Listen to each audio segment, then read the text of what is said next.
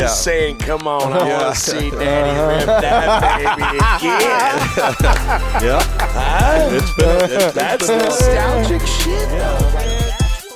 Welcome, race fans. Watermelons and wood chips. Got me on the first one. Hey, bud. Watermelons and wood chips. It's been a week. It's been a long Episode week. 43. Got to look underneath the Episode cookies. chocolate chip cookies. Yes. Chocolate chip cookies. Yeah. Oh, you guys, we didn't plan this very well. We should have done. We literally thought about it. I mean, we talked about it. We're yeah. going with the Calvin Lang 43 episode here. Yep, Episode 43. Missed the Barber by one. Mm-hmm. Well, hey, Or two. no, wait a minute. Cliff's 4. Garrett's 44. What are you doing next week, Garrett? He's just shaking his head. He can come back. You know, if you couldn't tell that those two are related, like you look over there, they're both smiling. They look almost the same. They're almost the Not same. wild. And Jen's always asked me which one looks more like one of us, and neither one of them look like me or her, I think. So Pretty good mix. yeah. Pretty good mix. We got our first live studio audience. Yeah. That's kind of cool. Right. So, you guys make sure to clap when we key the clap button, okay? Yeah, if you see the Bud Light flash, that means it's time to clap. Right. Right. Well, man, you know, you had a long week. I had a long weekend of baseball again, and we had more races and just a lot of stuff continuously going on. But Bobcat, it's good to have you back, brother. Man, Yeah. feel like it's been forever. Yeah, they let you out of Canada. Yeah. They didn't keep. They don't like cats up there, so they uncaged me.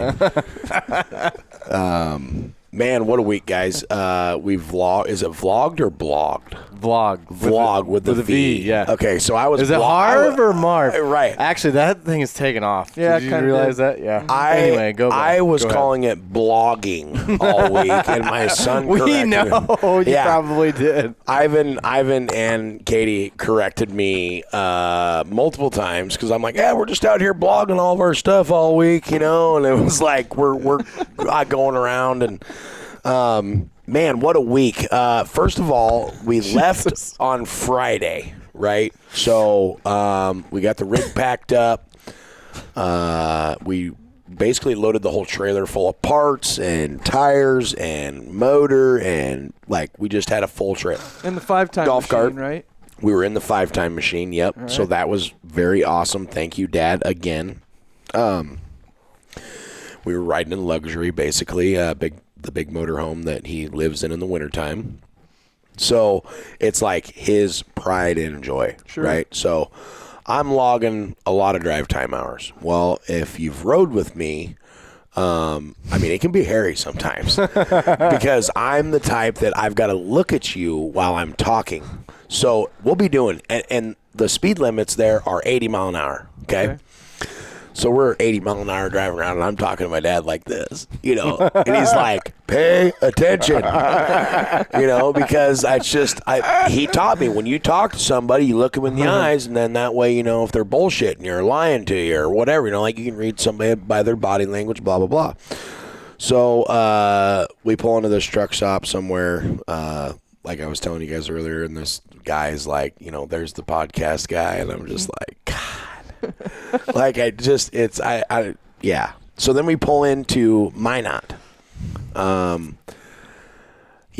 don't have the video that we made yet because, G's got to do some shit to it. But we pull into Minot, and it's like a asphalt, because that's how they say it up there, asphalt parking lot, and it's in the fairgrounds. First, we went to Chris Tucher's first, a customer of mine.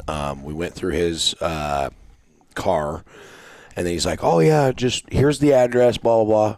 We end up at Bubbles' place in the trailer park on the way to the racetrack. But, my dad's rig's 50-some foot long or like 48 foot long. My trailer's 32 foot long. We're on side streets driving around this place, and my dad's like, are you sure? I'm like, I don't know. I'm following the GPS, right? Oh, hold on. I got to rewind. So before we get to the racetrack, we're driving on this road, this 2-lane road. There's water everywhere. It's beautiful. So is it Caroli or Caroli? It's the oil that you cook with. Cannoli. Yeah. No, canola. Canola. Canola. Cannoli Okay, is the cannoli dessert in is- Chicago. Yeah. Right. Yep. So we're driving, and like the corn out there is literally knee high. Like it's super small, right? And we come up over this hill, and we see this. I mean, this vibrant field. Like they say that you can see this stuff from outer space. It's so bright. Mm-hmm. Which I don't know if that's true, but that's what they say. So we were really curious about that. It just looks like a field with a bunch of flowers in it, and they grow. So they grow sunflowers, beans, not very much corn, but this Caroli stuff. Canola? Whatever. It's everywhere. Like, it is like wildfire out there, right? But anyway, we're driving along, and I'm 60 mile an hour, and we see road construction. Speed limit, 65 mile an hour. Okay. We're driving. All of a sudden, we start seeing the cones. There's no road. The road is gone. It's dirt, Baja, Melville shit. And I hit this in the rig. Well, when I called you on Saturday night, I heard your dad in the background talking about it, and you're like, "Oh, hang on! Well, I didn't know the cones." Like, yeah. So anyway, But literally, it just when they say road construction, automatically means slow down to 15 mile an hour. I don't care if it says 65 or not, because we come pulling in there, and it literally was like this big dip, dirt, and then another dip, and then it was crazy. We hit a turtle. I'm dead serious. I smoked a little painted box turtle at 80. My dad's like, "No." I'm like, "Bud, Too late. gone." She gone. I hit 3 birds and a hen pheasant. I'm not shitting you. This bird. were you even supposed to be on this road? Yeah, no, we were on the right road. Okay. We were on the right road. But, we're just driving along, and this bird, it gives us the whole, hey, and then it just hits the mirror, and it just gutted that thing. It did. It gutted it.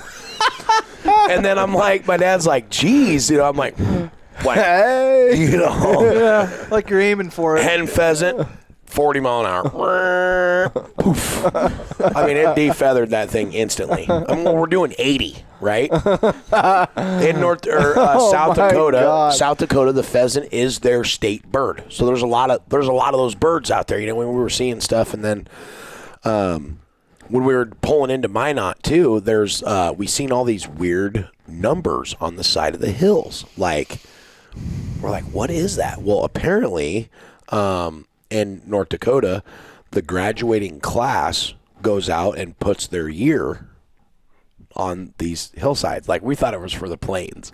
I'm like, this is signals for all the crop dusters or something, because one was painted yellow and the other one was this or whatever.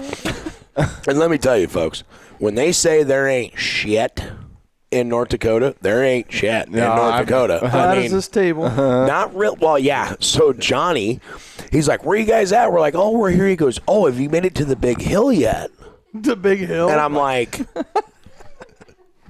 the big hill. I'm thinking the ski hill or something, something like that. He's like, "Well, you probably already went down it, but don't really know it. But it's big for around here."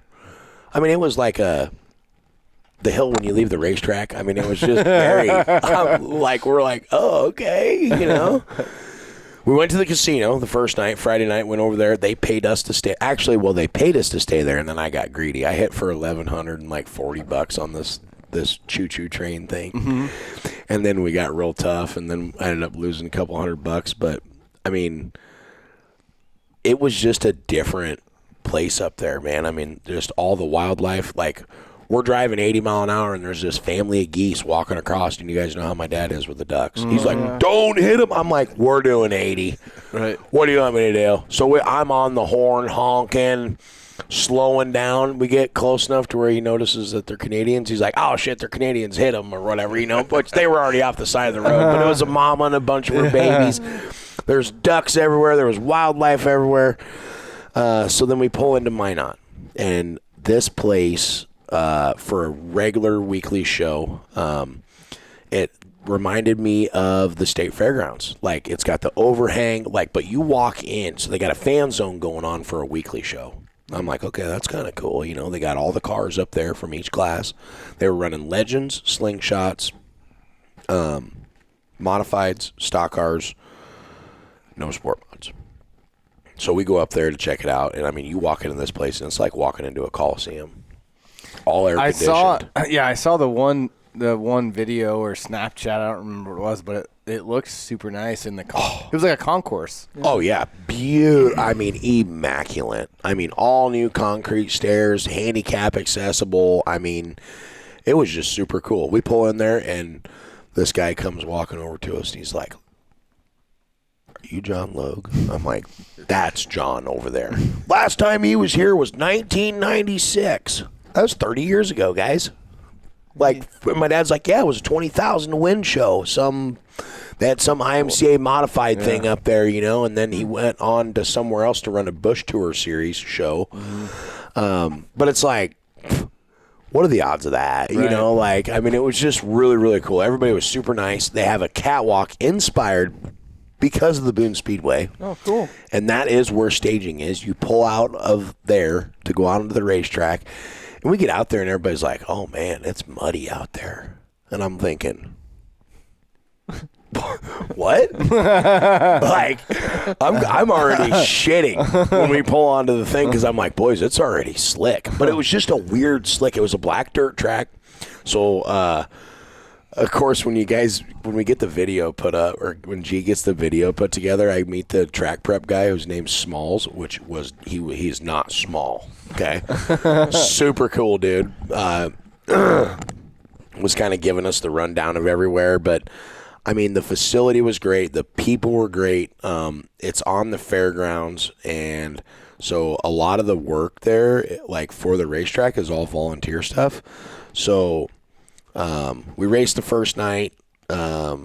Shelby Williams basically ran me over and coming into turn 1 and 2, and we got it all straightened back out together. And then him and I both, how they line you up there is how you finish out of the heat race. So it just basically, you know, I won the heat race, he ran second. And on that running you over, I don't know that I've ever seen a car slide that far down a straightaway and catch it. I don't know how I saved it. That was either, a long slide. It was like a board slide on a skateboard. Like, you just I was out. Tony Hawk 50-50 on the rail, bud, and I had the right foot on the firewall, I'll guarantee you, because I don't think Shelby intentionally did it. No.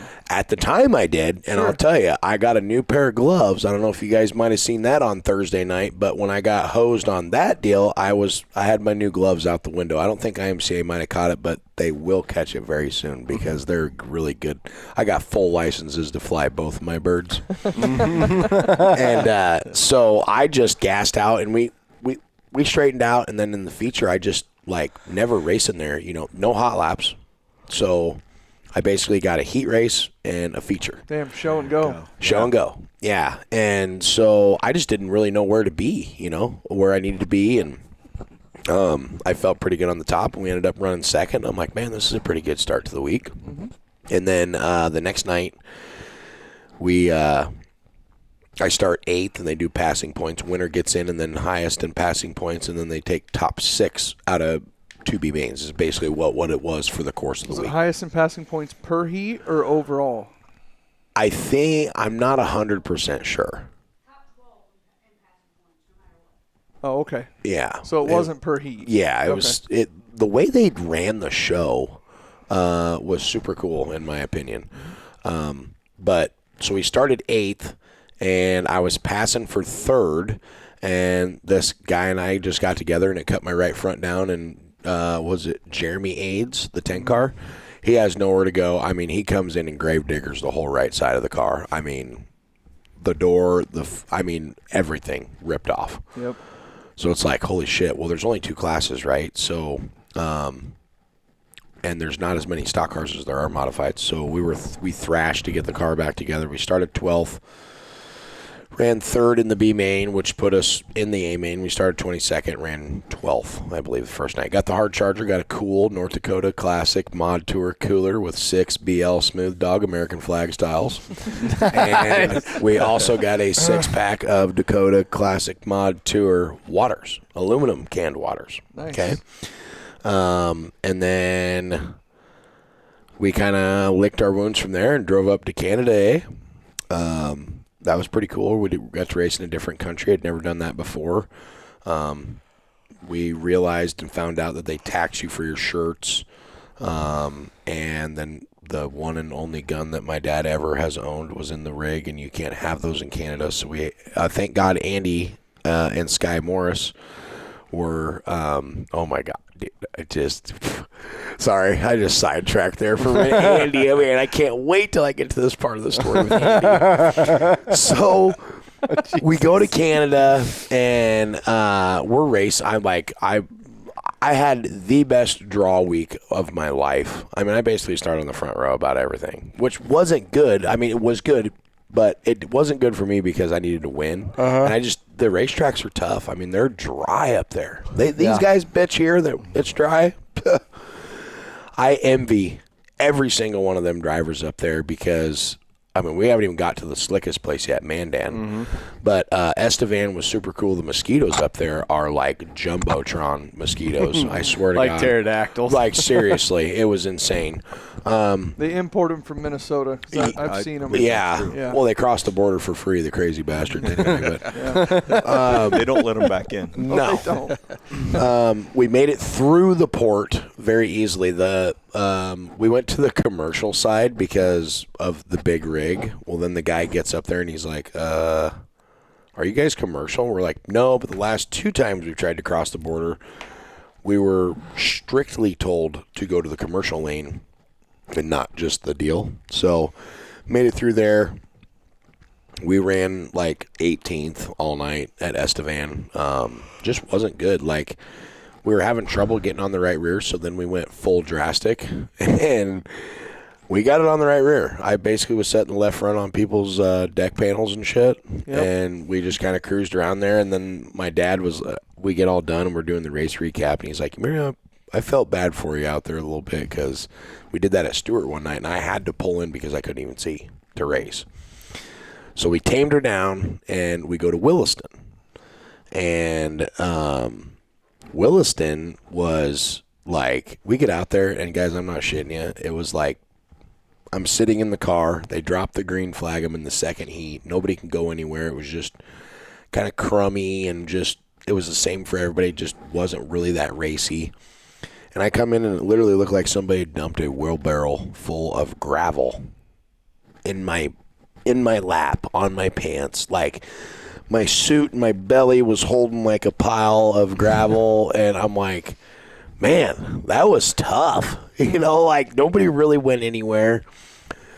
So we got to run a B main again. Well, then it rains, and we go out there for the B main, and I'm starting 6th or 7th, and they drop the rag, and I'm like, tongue out, chapstick, we're going to the front.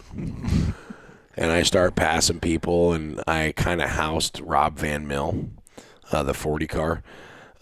We had kind of had a little altercation for 18th in Estevan, and I didn't appreciate it. And then he was flipping me off, and then we had words after the races. And then in the B main, I'm like, he told me, get your piece of shit dump truck out of here. So in Williston, when I come to second, I said, hey, bud, remember me? And I come in there so hot and slapped him with my tail, and that's when I got the spoiler. You guys seen the spoiler, right? Oh, yeah. Okay, so then it started to rain, and I'm like, they're like, okay, guys, let's just roll it in. Brandon Beaters on the call, you know, just roll it in. And I'm like, all right, we're out there rolling it in. And I'm like, man, it's like really wet out here. My gloves are wet at this point, you know, like, can't wipe the shield, pulling tear-offs, doesn't matter, it's still raining. They send us back to our pit, and I'm like, everybody's all pumped up because, you know, the car was good, you know, and we passed some cars and from 7th, and I'm like, we're looking at the weather, and I'm like, it's going to rain, you know, it's going to rain more. There's more rain coming. And so, like, I'm like, we should start loading stuff up. The stock car features on the racetrack packing. I'm at my trailer loading shit up. My dad's like, are you going to go out on the racetrack? I'm like, it's raining. Look at it. It is raining. Like, we're not racing. But when it quit raining the first time, they made us go back out, finish the 4 laps, Then they ran the mod bees. Then they did a little track prep thing, like whatever. And then it just rained out. I mean, we had a little meeting before this, and they decided that they were going to run 2 days at Mandan. So during that little pit meeting, I went over to Rob Manville, and I'm like, "Hey, bud, we're even now, huh?" And he goes, "Yeah, we're even." It was funny. He was super cool about it. He was super cool about it. And then we never touched. After that, we raced really well together and stuff. But so then this is Wednesday, right? We talked about Monday, Tuesday. It's Wednesday. We go to Mandan, and everybody's like, "Oh, Mandan. It's super slick, blah, blah, blah. It's, like, super fun. It's big. It's this. It's that." We get hot laps. I mean, it's like state fair blowing dust in hot laps. Day race. First session. And I'm like, we're in trouble. Like, this is super, super slick, right? Like, holy shit. Well, it was weird, though, too, because you can charge the corner so hard up there. And I don't know what that is, but they had a World of Outlaw not late model sprint car show there not that long ago. And it has the track all screwed up. See how that works? That works good, man. I need to get one of those. That works good. But so we get out there, and I start on the front row, and I get passed by a kid that runs their weekly. So now I'm running second. And at the time, I didn't know this, but I'm running second, and I get housed by Shelby Williams again. Hold on, rewind one more time. We go back to Minot. So when Shelby houses us on Saturday, my dad tells me, he's like, "You go to one person's pit all week. I'm driving us straight home." Yes, sir. I come in after the heat race, and my old man's at the end of the trailer, arms up, screaming at Shelby Williams.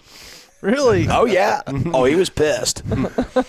And so secretly I'm like, yes, get him. Like, why did he do that? So then I pull over there. I'm like, one more time. I'm driving us straight home. He goes, "I didn't leave our pit." I'm like, "I love it. And I know you didn't leave the pit, but watch it, mister." So we get to Mandan, and he does that, and I lost my cool a little bit because I'm like, okay, what are we doing here? Like, and Shelby sent me a text, and then he seen my kid, Ivan, Red, and he was like, he told Ivan, he goes, "Just run into me with the golf cart so that way your dad's not so mad at me." And Ivan goes, "Don't ever text my dad again." Don't ever text him again. You go over and talk to him like a man. And I'm like, proud dad moment. Yes, son. Like, yes. 20 minutes later, here comes Shelby on his little electric cart thing, and we talked about it. We hashed it out, and like that's First time. that. Hey, that is the first time. That is the first time.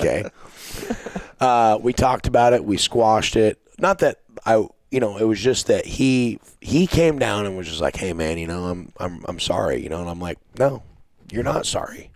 This is the second time you've done it, Shelby." I'm like, "That's not. I don't accept." I said, just know when the shoe's on the other foot, I don't want to see you post on Facebook. I don't want to hear no crybaby shit. Just know you got one coming. Yep. Which I only said that because Shelby is such a head racer. Like, I'm not going to go out there and wipe him out. I mean, I think he knows that, but I said that, and it totally got into his head. But the next time he sees your quarter panel, he's going to be thinking about it. Oh, shit. Oh. Yeah. Right. So we squashed all that, and then we go out, and we ran like 13th. Track was super tough. I was being a pussy and was underdriving turns 3 and 4, and I was overdriving 1 and 2, and it was just like, man, it was just disappointing, So then we get up for my birthday Thursday, and they ruined my birthday, bud. They black flagged me for chopping a guy that, I was holding my lane. Like, they had the drone footage and shit, and It is what it is. I went over to talk to the guy that, which was Brandon Beater's brother, Brock. And I'm like, oh, yeah, favoritism around here. Your brother's on the calls. So when they black flagged me, but I come around, I had a new pair of gloves. See, I won a velocity thing for 13th place. They brought me over a little fan pack. So I go over to the velocity deal, and I should have brought him in, but Mark hooked me up with a pair of gloves that gave you the good fuck you finger. So when they black flagged me, bud, I flew that sumbitch from turn 3 all the way back to my pit area. And so that buried us in the B main.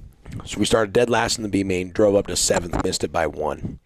So I was like, that was the first show we hadn't made. So that was kind of a nut kicker, But at the same time, Johnny Carter, we had some customers up there, Johnny Carter, Chris Tucher, and Andy Morris come up there. And since I just remembered about Andy Morris, so we're sitting in staging at Mandan.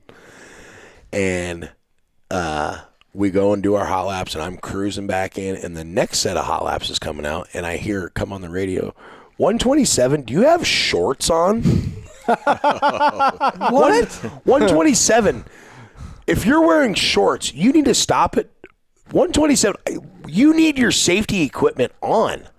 I am roaring in the car because I know it's Andy, because there's only a few people that got 3-letter numbers, okay? And I knew Drew Jansen was not there, but Andy is the 127. So he's like, 127, stop in the top of turn 1. Stop. I'm like, he don't have his headset in. Well, I knew what was going on because he came to my trailer earlier and was like, hey, man, you got a radiator? I poked a hole in my radiator. I need a radiator. So he thrashed to get his radiator and shit in and didn't have time to put his pants on. What? And gets in his car, and he's got shorts on. And he is pitted directly underneath of the flag stand. I laughed about it for 48 hours, dude. I'm not even shitting you. It was, and the best part about it is that so we were pitted right next to it. Well, at the time, he was in the infield. The next day, he come out and pitted next to us, and Bart Taylor, we were pitted next to him all week, and people were coming over, and they're like, hey, are you the guy that was wearing the shorts? And he's like, yeah, man. He's from Muskogee, Oklahoma. He's like 6'8". He's got Urkel's black glasses on. Like, he's just a cool Andy is such a great dude.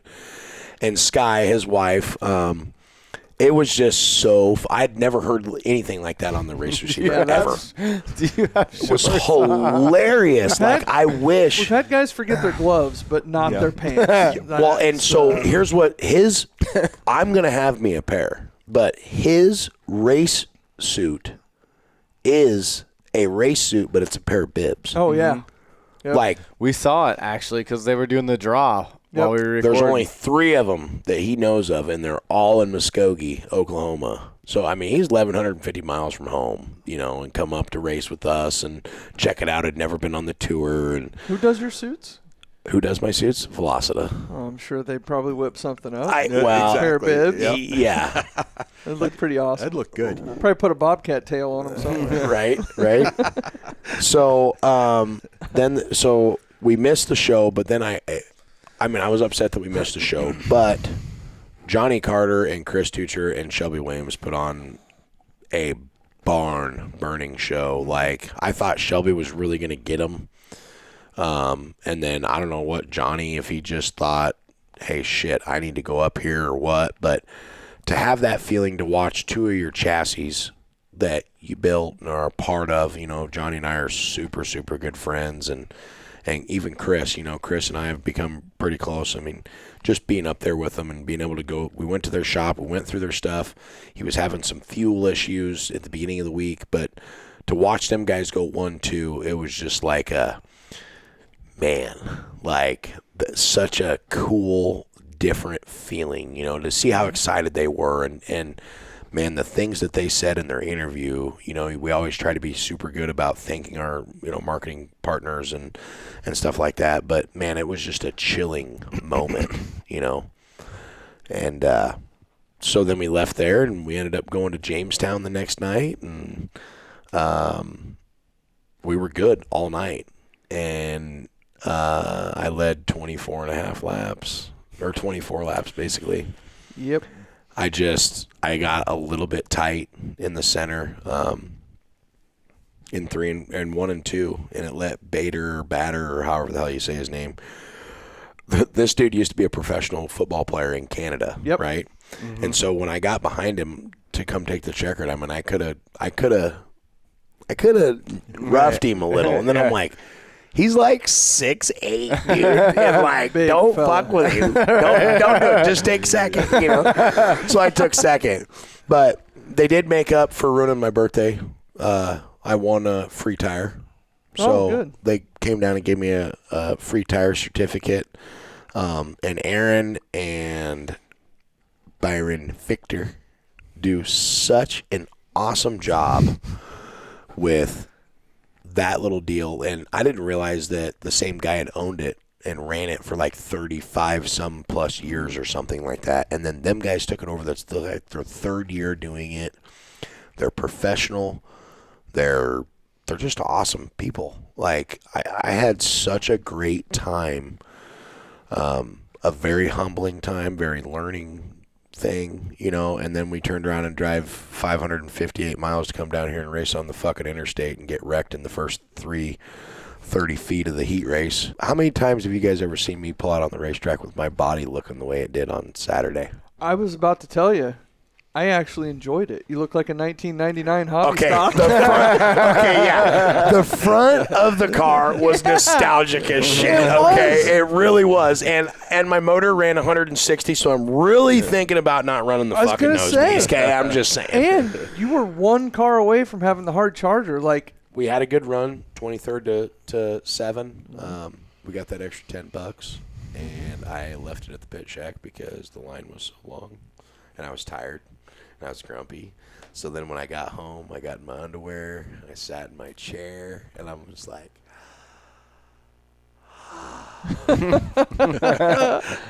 long week of racing. Right. I just sat there for a minute, listened to the cat meow, because Bagheera missed us, you know.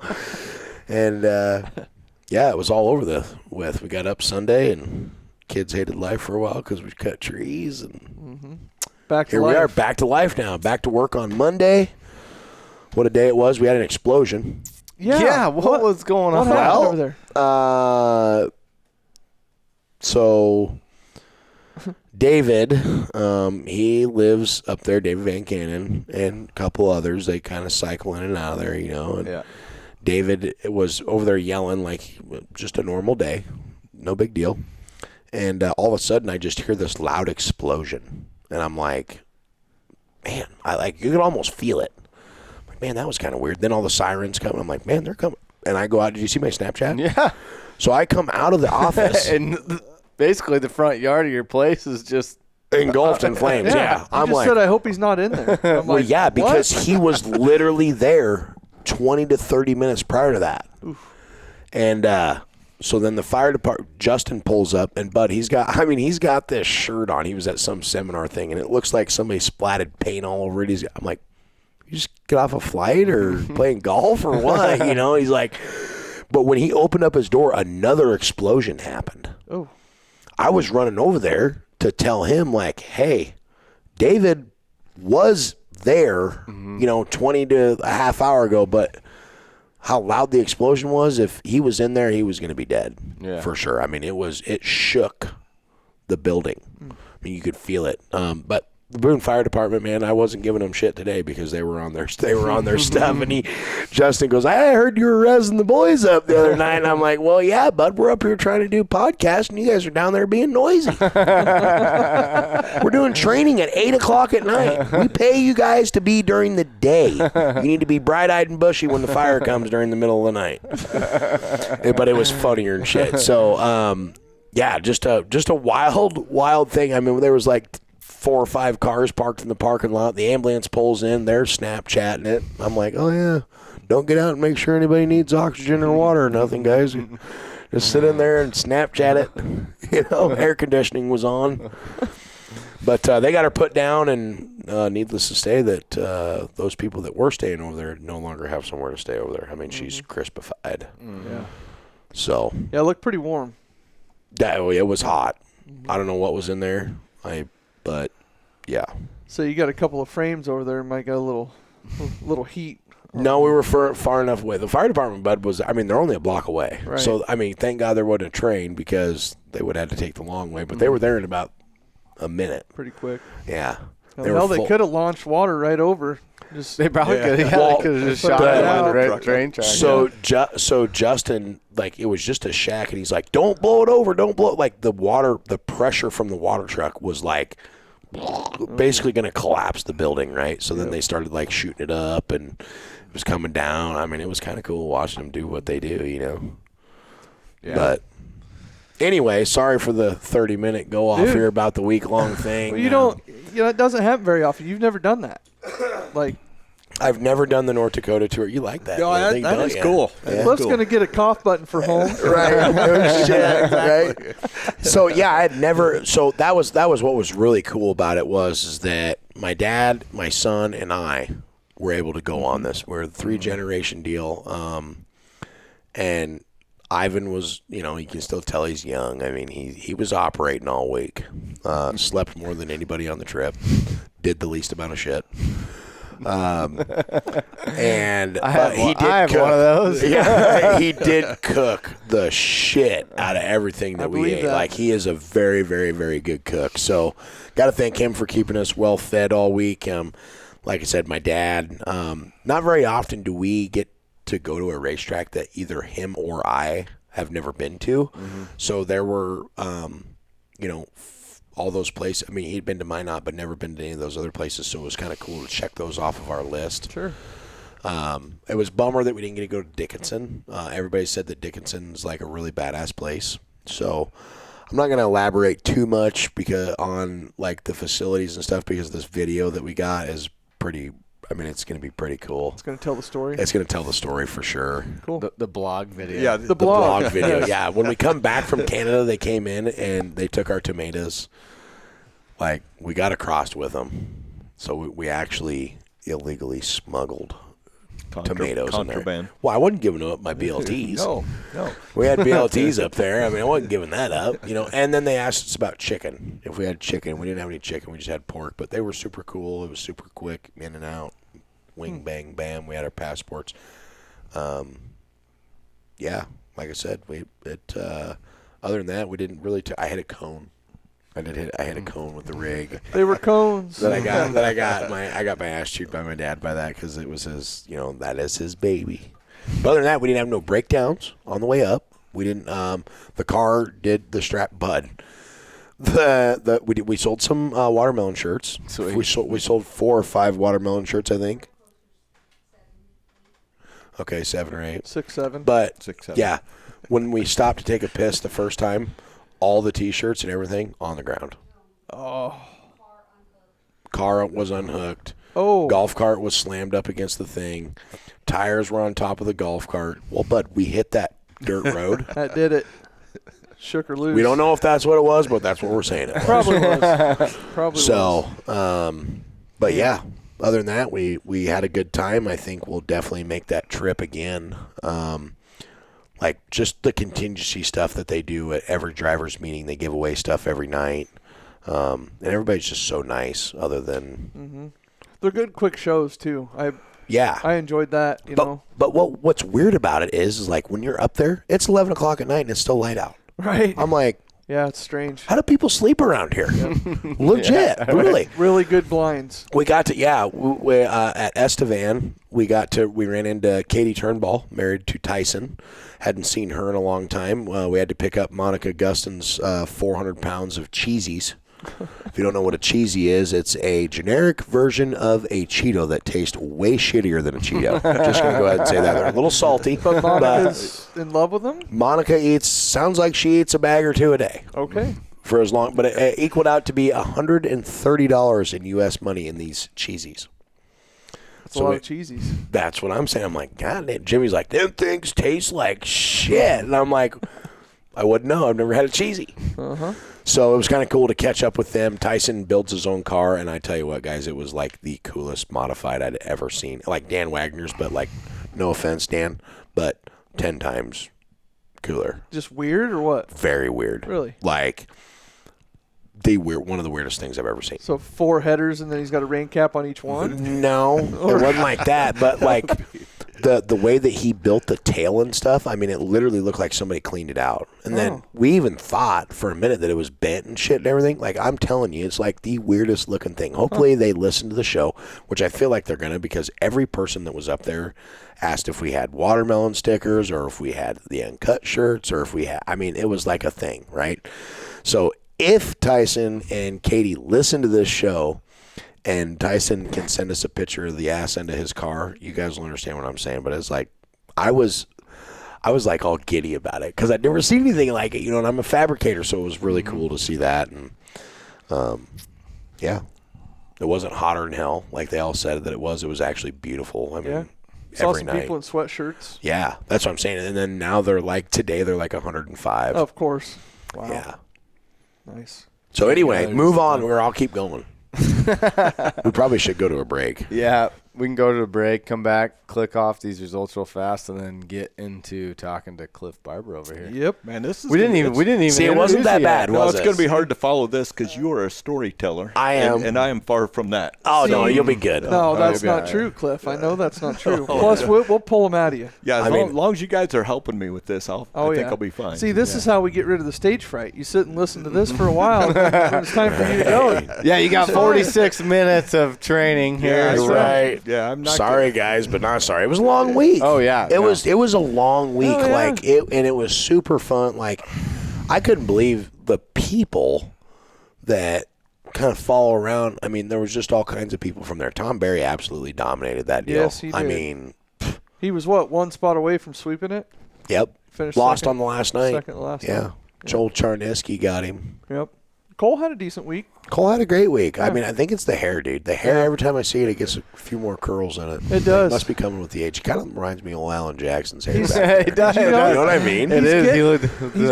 He's got the Wisconsin, right? Oh, yeah. But he's got a little twang to him. He now. got a little twang. He didn't have that before. Yeah. He's developing it. It's the northern thing. They all like to say hey or a. Yeah. So, or as Trent would say, you betcha. Yeah, you betcha. And they're like all the people up there are super frickin' nice, except this one lady at Jamestown, Johnny C. Living Legend, number 5 car, modified. I can't remember his last name. Not Carswell. God damn. But they had a cone set up. I mean, this guy raced in 1966. And we pull in there, and she comes over there, and she goes, you do not touch that cone. You don't look at it. Don't stand next to it. Don't move it. I'm like, lady, I'm like 10 feet from the goddamn cone.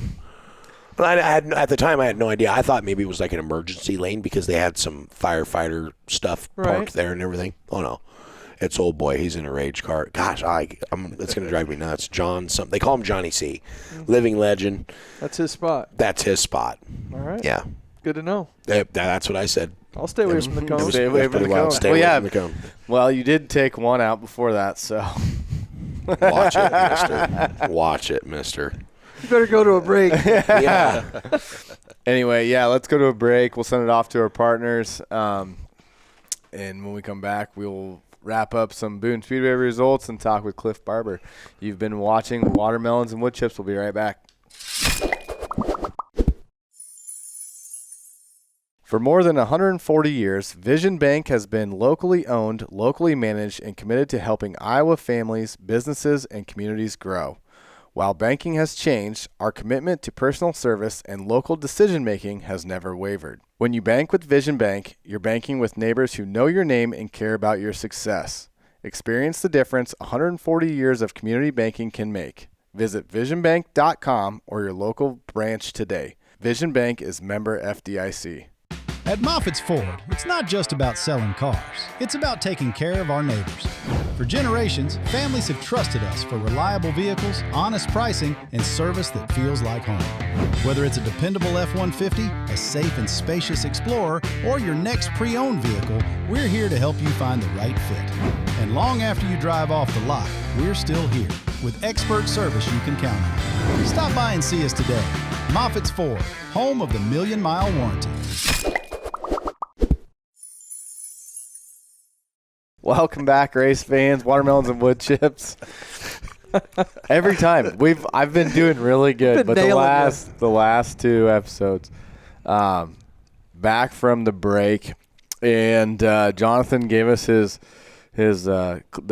I don't even know if you'd call them Cliff Notes because that was full on. That was a story. But we're gonna get the full version in blog form. Vlog.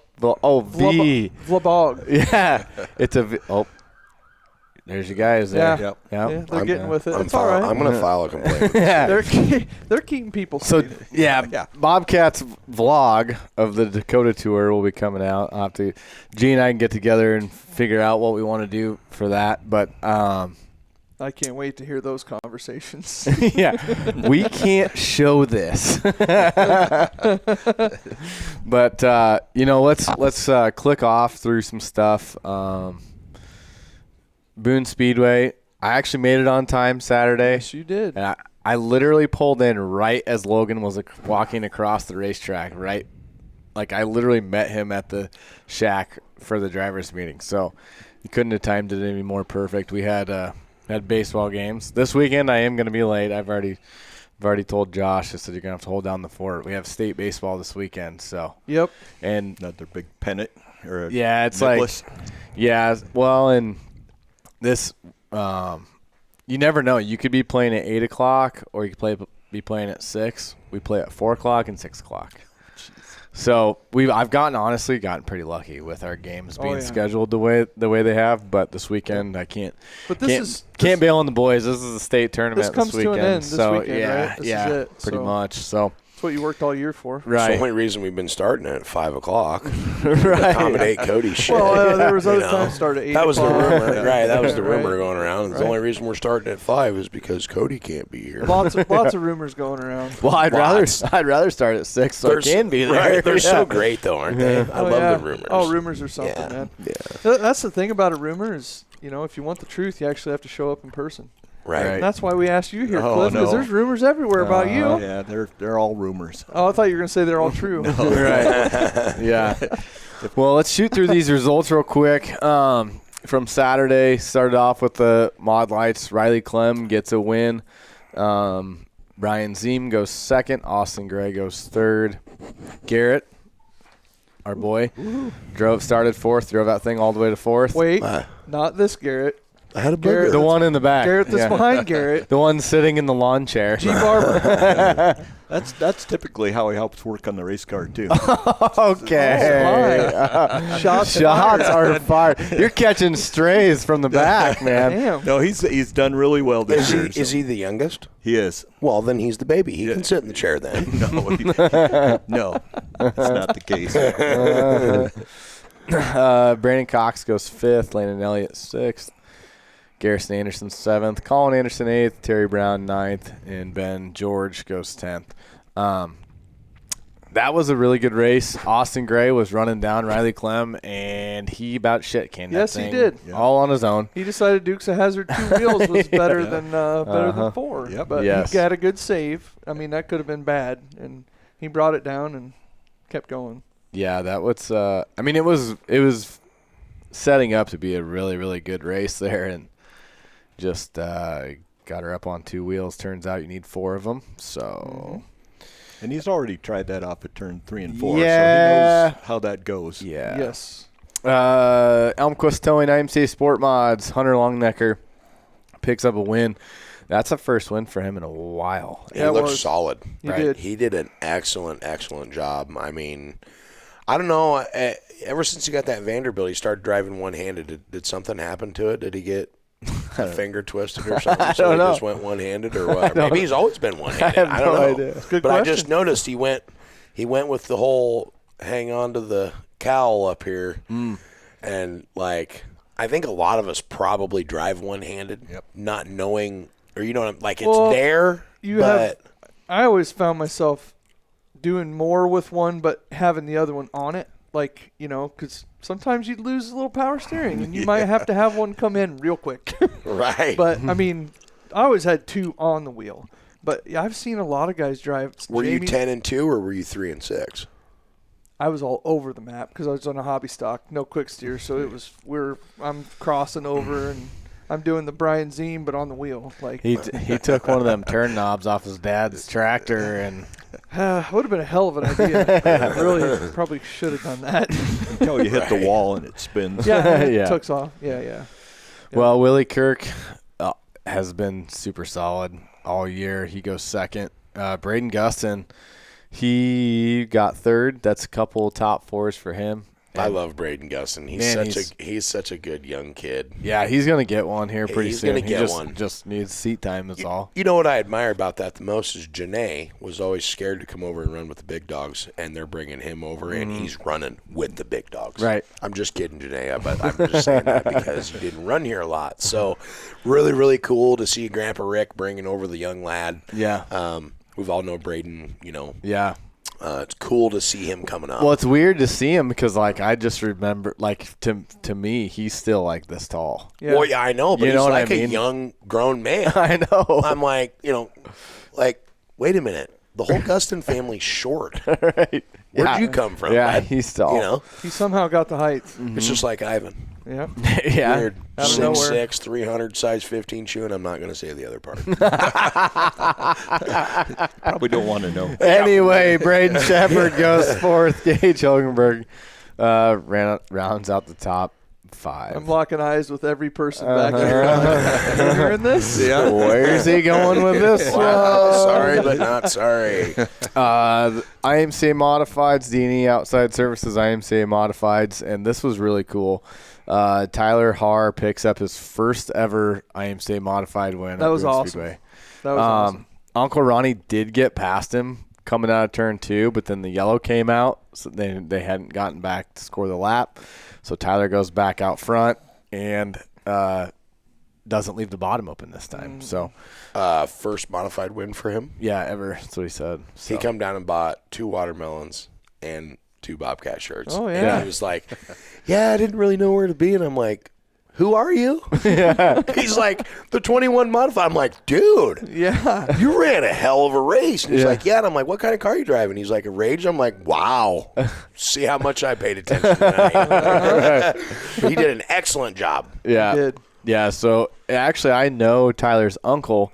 So Tyler's uncle had texted me a few weeks ago when Tyler started coming over here because they're from Nebraska. So I know Tyler's uncle Trent. When I worked out at Hoosier, Trent would come out and drive our semis sometimes because the store that we owned in Maryland and Jompin. No, I'm not. I'm just listening. I'm listening. And Pittsburgh, well, they also own the Precise store in Nebraska, so they got hooked up with Trent somehow. Anyway, so it was cool because I have a connection to him. And the first thing, like, I'm interviewing him, and you could tell he's, like, trying to keep his shit together because he's never won a We modified had race. Permit, right. I could see his teeth from the tower. I'm like, this boy is happy. Yeah, like you could tell he was getting emotional, and I'm like, yeah. So I'm sending his uncle a snap, and he's like, man, I listen to you guys every week on the podcast. And he won the Watermelons and Woodchips gift card from Performance Bodies. Oh, yeah. So Nice. that was the icing on the cake for that deal. It was kind of cool because he's pays attention and listens and everything. He said me and my dad will watch that every week. He's like, well, my dad's not here, so I got to get him Oh, dang it. He's like, I got to go buy some shirts for my dad. He was pretty excited. Yeah. Like, I told him, I'm like, dude, he's like, I didn't really change a whole lot from the heat to the feature. And I'm like, if you can master the bottom at Boone Speedway, that's very tough for a lot of people to do, to be able to be disciplined enough to woe your car up and be able to get around there on that grip. And he executed that Saturday perfectly. Yeah. Oh, I was going to put the picture up that you had in our group message to going through these results, and I forgot. Oh, well, that might be in a reel. I sent you guys a shot of that. Yeah. I might have cut that in. So anyway, Uncle Ronnie goes second, has a good run in the 10K. Chaz goes from 8th to 3rd, Chaz Baca. Our boy Tever Fitzgibbon, he goes This is what we're 4th talking from 27th. So I think were you and I talking in the staging area and he was stopped? Yeah. That's when we went over there. Yeah. And the drive shaft had fallen out, I think. So the you know what staging that area. means, boys? He's got a lot of left rear dig in that sumbitch. He goes, she's on the edge. He goes, my science experiment failed. And I said, you better stick to building volcanoes then. Right. Trevor Fitz, the science bitch, screwed something up. Did you say Trevor Fitz? Trevor Fitz, the science bitch. I was going to say Bill Nye, the science guy, but that doesn't fit. Right. No, that's way better. It is. Fit Yeah. pretty well. And also, when we get to the power rankings, he's going to be pissed. Yeah. Just so you know. Right. He's texting me about it every week. Yeah, he's not happy. Corey Sowerman goes 5th. Cowboy Race 6th. Chase Weimer 7th. Dylan Potter, Todd Shute, David Solberg round out the top 10 for the modifieds. Let's see. Stock cars. Jonathan kind of gave us a rundown of how his night went. But Tyler Pickett gets a win. I mean, honestly, though, Tyler's been fast. Like, Bitched last week, Yeah. won the next week. right. It sounded like it was pretty good for him. No offense, Tyler, but that's just how it works. I mean, you were bitching last week and whining and complaining, just like we all do, and then you go out and saddled up, locked in, and picked yourself up a $400 payday. Yeah. Well, even in our interview, I was like, you went from the outhouse to the White House because he got black flag last week. So he's Well, like, he was dirty driving. oh, he told Logan, he goes, you should have black flagged me probably 2 laps before that. But no, it's cool to see Tyler get a win. Like I said, he's been pretty quick all year, really. Doug Smith goes 2nd, plus 17. Buck Shafroth, one out of your guys' stable, Bobcat. He goes 3rd. Hold on, did you guys notice anything funny about Buck's car on Saturday? Airflow? No. Oh, no. So in the heat race, whoever it was, they basically took his fender off, ran it through the meat grinder. He had to bring out his old white fender and put it on his black car. And this is Witchman, I believe, does his wraps. Yeah. So he always has the weird, like, purple lines and shit through it. He put that. Well, this is another statement about how good Rage Chassis puts bodies on. He stuck that quarter panel on there, bud, and the neon green and the purple lined up, like, perfectly. Really? Like, you couldn't even tell other than it was white and the rest of the car's black. So, wow. He's rocking that at 141 this week. All right. Why not? If it lines up. It was just cool as shit. It was cool as shit. Sorry, go on. You should mismatch all the panels and if Right. they all line up. Right. Dave Smith goes 4th. Bob Daniels 5th. Chase Daniels 6th. The Bobcat 7th. Jim Gustin 8th. Jerry Miles 9th. Cody Gustav 10th. Did anybody see the sign language going on between the 19 and the 3 car? Yes, and I was listening. I think Jimmy's rev limiter is functioning. Oh, very It much works so. very I'm like, well. who is that? And I turn around and Jimmy's he's doing this and this. Yes. And I'm like, I'm glad I'm in front of them guys right now because when they drop the rag, somebody's getting ran over. We talked about it in the tower. We said there is going to be a crash, and in fact, there was not. Right. He just went right to the inside and drove by. It might have been a little bit of rubbing on the way by. Right. I think. But Right. yeah, he was pretty upset. He was upset. Hobby stock feature, Keith Berg gets a win. So Dad gets one a couple weeks ago. Keith gets one this weekend. Joey Young goes 2nd. Will Smith goes 3rd. Braden Long and Bentley Long go 4, 5. In the first feature, second feature, Solomon Bennett gets a win. Seth Butler goes 2nd. Braden Gifford 3rd. Eric Knudsen 4th. Wayne Gifford 5th. You hear about the trouble that Saul's been having? He's replaced like everything in that car. I did. Yeah. Did you hear what Water they and the found? fuel. Water and Fuel. the fuel. Yep. You know what's wild? So Aaron Fye came over to me, and he goes, hey, like, does Matt have anything to test fuel? And I'm like, probably. I don't know. He's like, Saul, Bennett, and myself, both. He's like, we've been changing all kinds of stuff. Car still won't run. He's like, do you think Matt would run over here and check the fuel to see if it's got water in it or whatever? And I'm like, I don't know. I can go check. So I go down there, and Matt's like, yeah, I'll run over there. And then Saul ends up winning the race. So I'm like, oh, they must have either found it or whatever. Aaron came to me and asked me if I had 22 gallons of Cam 2. I'm like, no, bud, I brought 7. Shit's $14.50 a gallon. We're coming here with the bare minimum, okay? And I'm like, God damn, you need 22 gallons? He's like, pulls out a pitcher. Matt had went over there. He did have. So don't be fucking around out there, guys. Matt's got shit to test your fuel. He does. Right. Okay, he proved that on Saturday. So don't be running the rocket shit. Well, that's what's cool is The like rocket shit. he didn't have to go help those guys. Right. You know, No, he was yeah. down in the infield, busy teching with Kevin, and went out Well, and if he helped those wouldn't dudes. have, it would have been on the internet. Oh, right, I'm sure. But no, what I'm saying is like that's cool that he went out of his way to go help those guys out. So And it figured out their problem. right, and I obviously don't work on race cars anymore, but like knowing those kind of issues are the worst too. But like you're just chasing something constantly. Like, same deal, though. Utilize your resource. Right. You have a chassis dyno that is 40 miles from here. Mm-hmm. Fastest way. Yep. right. But yeah, kudos to them guys. He come down and showed me the picture of it, and you could have seen all. She goes, "Yeah, bud, Quick Start 91." I'm like, "Well, I'm not buying 91 fuel from Quick Start Nope. no more." Man. You know, Nope. You get 93 at Costco. That's the place. go in and get your cakes and grapes and fill up your tanks with 93. That's right. Pick up a brisket while you're at it. Throw it on. Hey, the meat they have It's is awesome. actually really good meat. It's really good. I'll have to bring Ivan Don't. with me Yeah, next time. you're right. Right. He can swing some big meat that way. But all right. Well, anyways, let's get to our guest. He's been sitting over here in This poor silence. guy. Well, Yeah. he doesn't look. He's not as red No, as he was when we first sat down. So I think he's warmed up and ready to go. he's ready. One of the original finger dance. Yes. Guys. Oh, yeah, that's true. Cliff Barber. Cliff, we appreciate you coming on. We're like I say this to a lot of our guests, but you are a brave soul, my friend. You're a brave soul. Can I you knew, tell I knew him what I was up against here. So.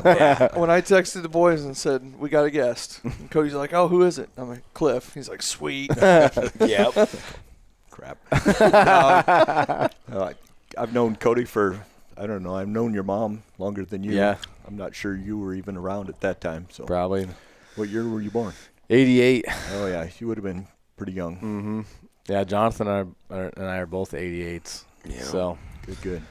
No, 92 was when I got started with this. It was on a whim. Ed Ziem and myself had raced dirt bikes around the state of Iowa forever. Hare scrambles, enduros, pretty much everywhere. And then we got old. We got to be like 26. And then we decided to retire from dirt bikes.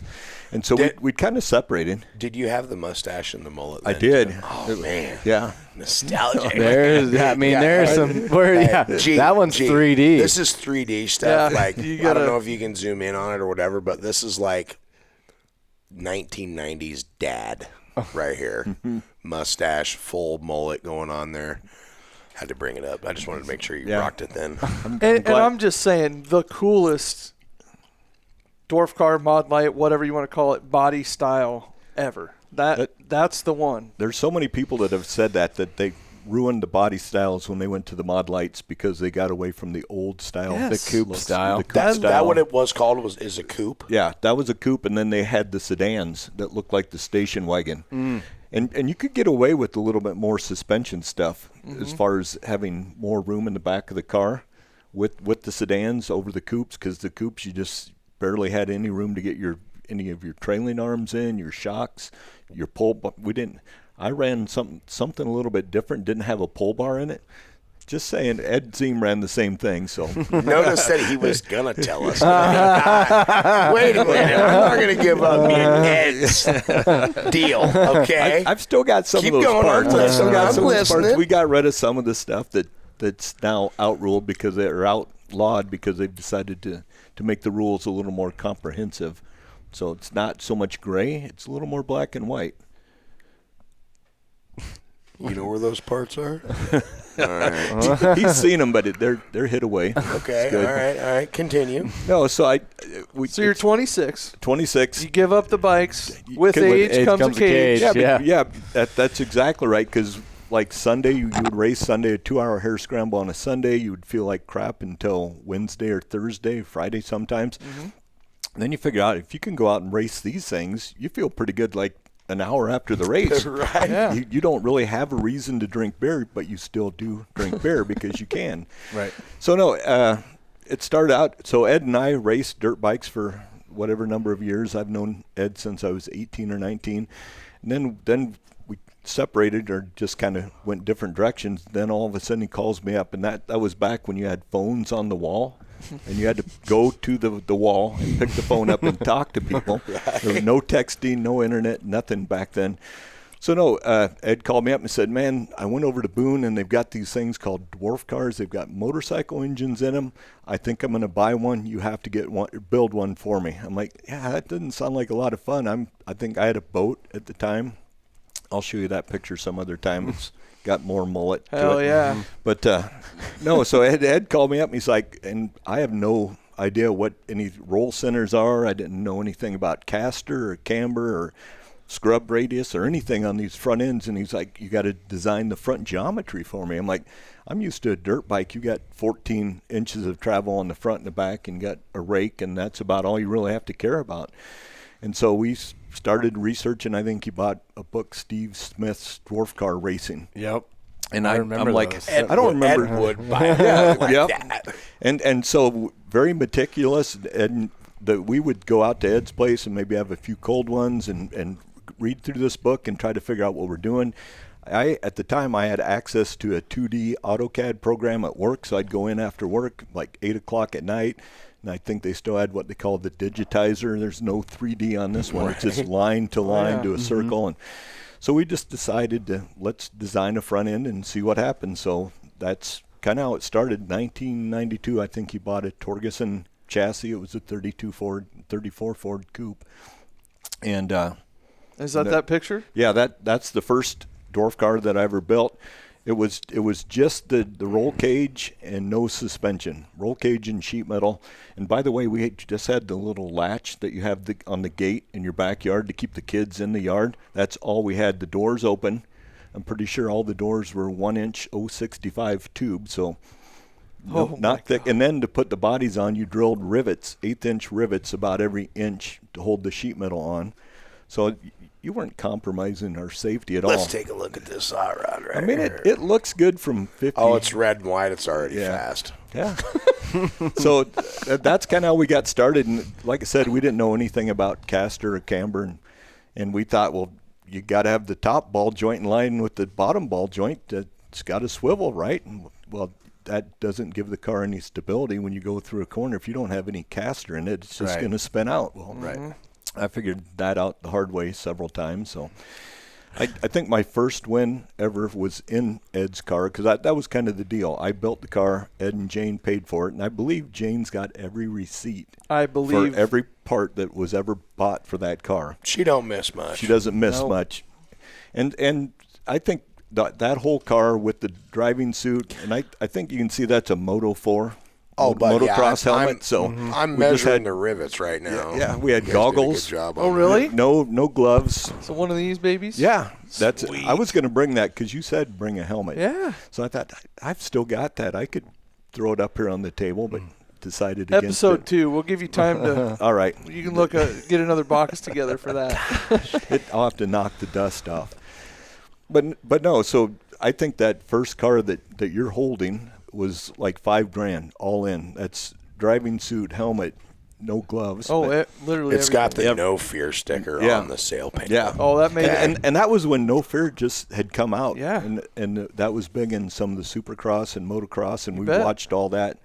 And so we were all about the No Fear stuff, dangerous sports, and it was 2/10 quicker with that No Fear sticker. It was. Well, I mean, aerodynamics and everything. And I think, we didn't have the window cut out on this one, so it was just the 3-window coupe and not the 5-window coupe.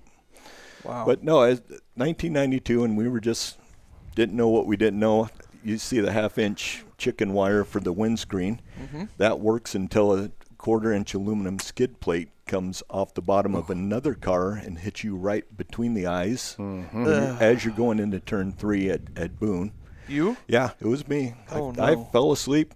my wife was up on the catwalk, and I just remember being in the car. I woke up, and Lottie had his head stuck in the window. And I'm like, why are we stopped? I'm like, are we still racing? He's like, nope, you crashed. You're down here. I think Rod showed up shortly after that, and of course Perry Ellsworth came right over.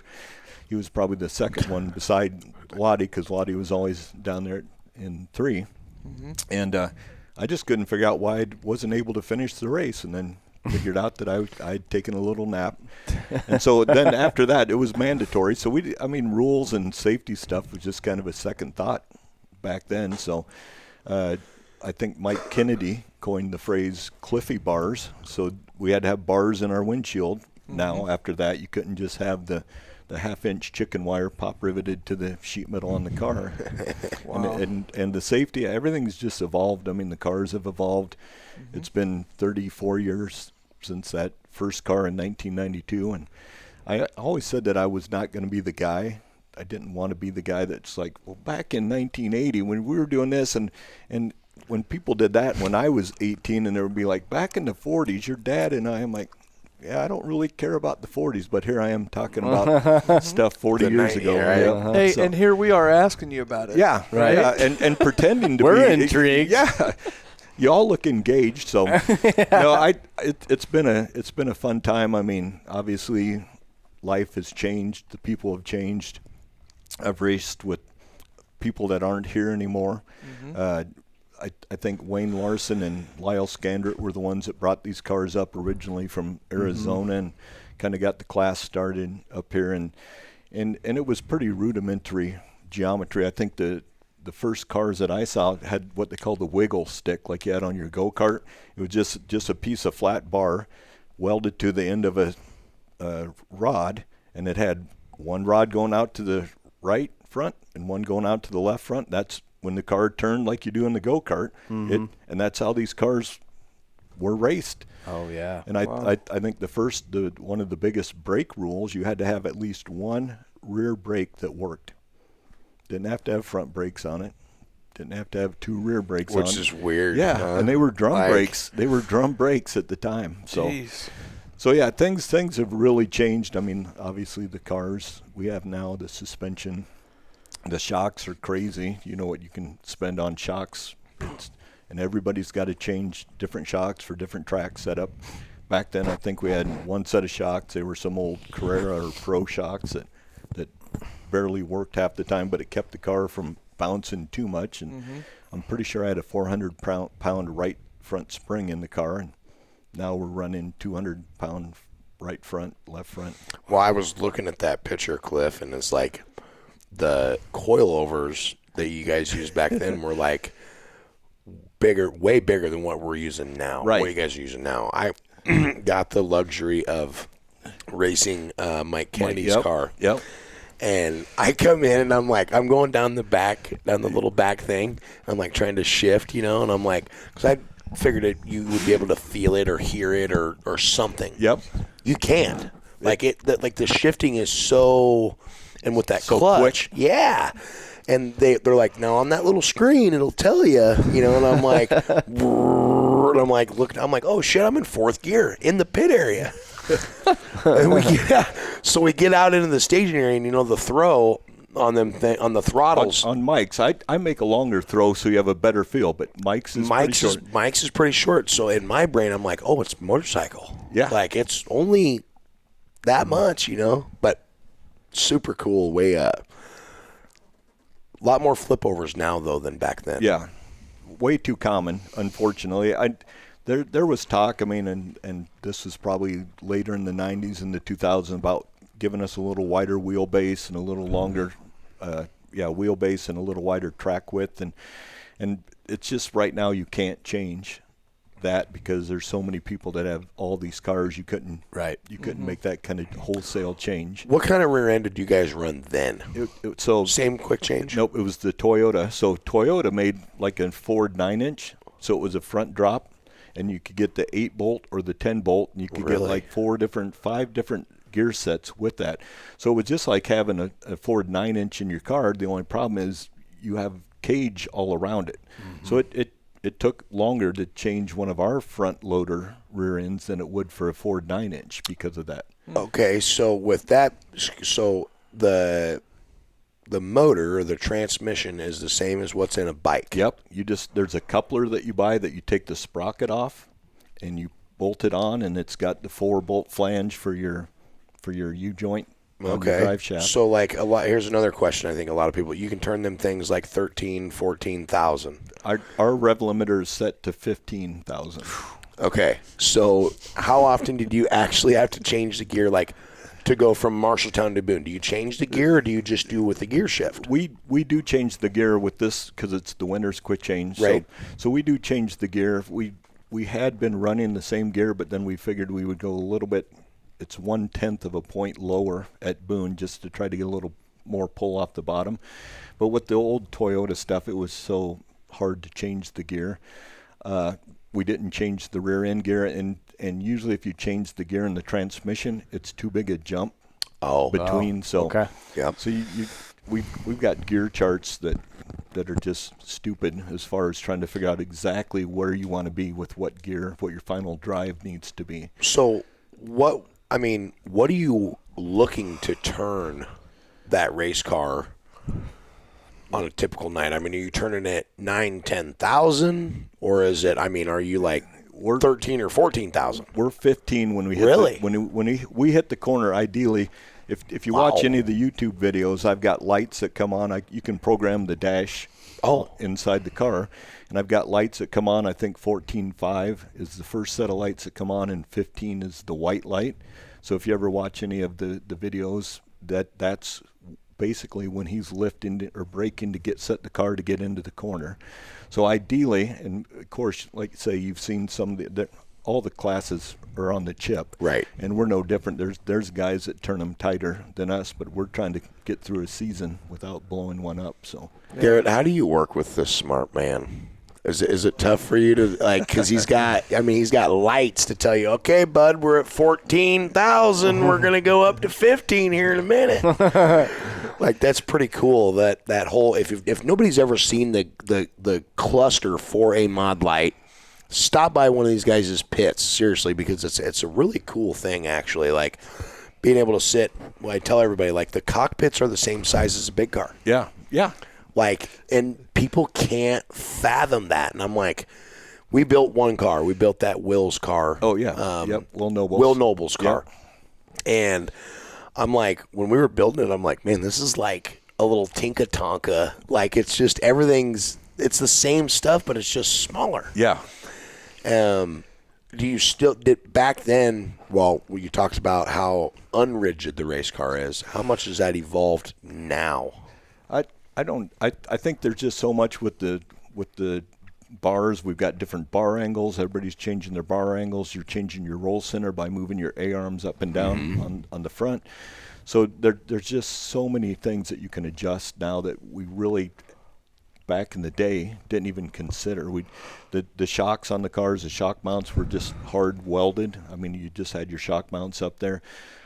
Everything is adjustable. I mean, the brackets you have on the rear end, you can move your shocks up and down. You can move them left to right. You can do anything. So it's almost too much of an adjustment, I think, in a lot of ways, because then you're just chasing. You're trying to figure out where the best setup is. Mm-hmm. And I've kind of taken the avenue that let's just put the car in a pretty good place and let the driver drive the car, and let the track will come to us. Like you said, you watch the Mod Lights out there, and you can tell kind of what the track's going to do for you guys based on what we're doing. So, what kind of tire did you run on back then? Because they seem like they're a little bit bigger, almost kind of like a trailer tire, almost. If you're like the gold or the chrome hold. Yep.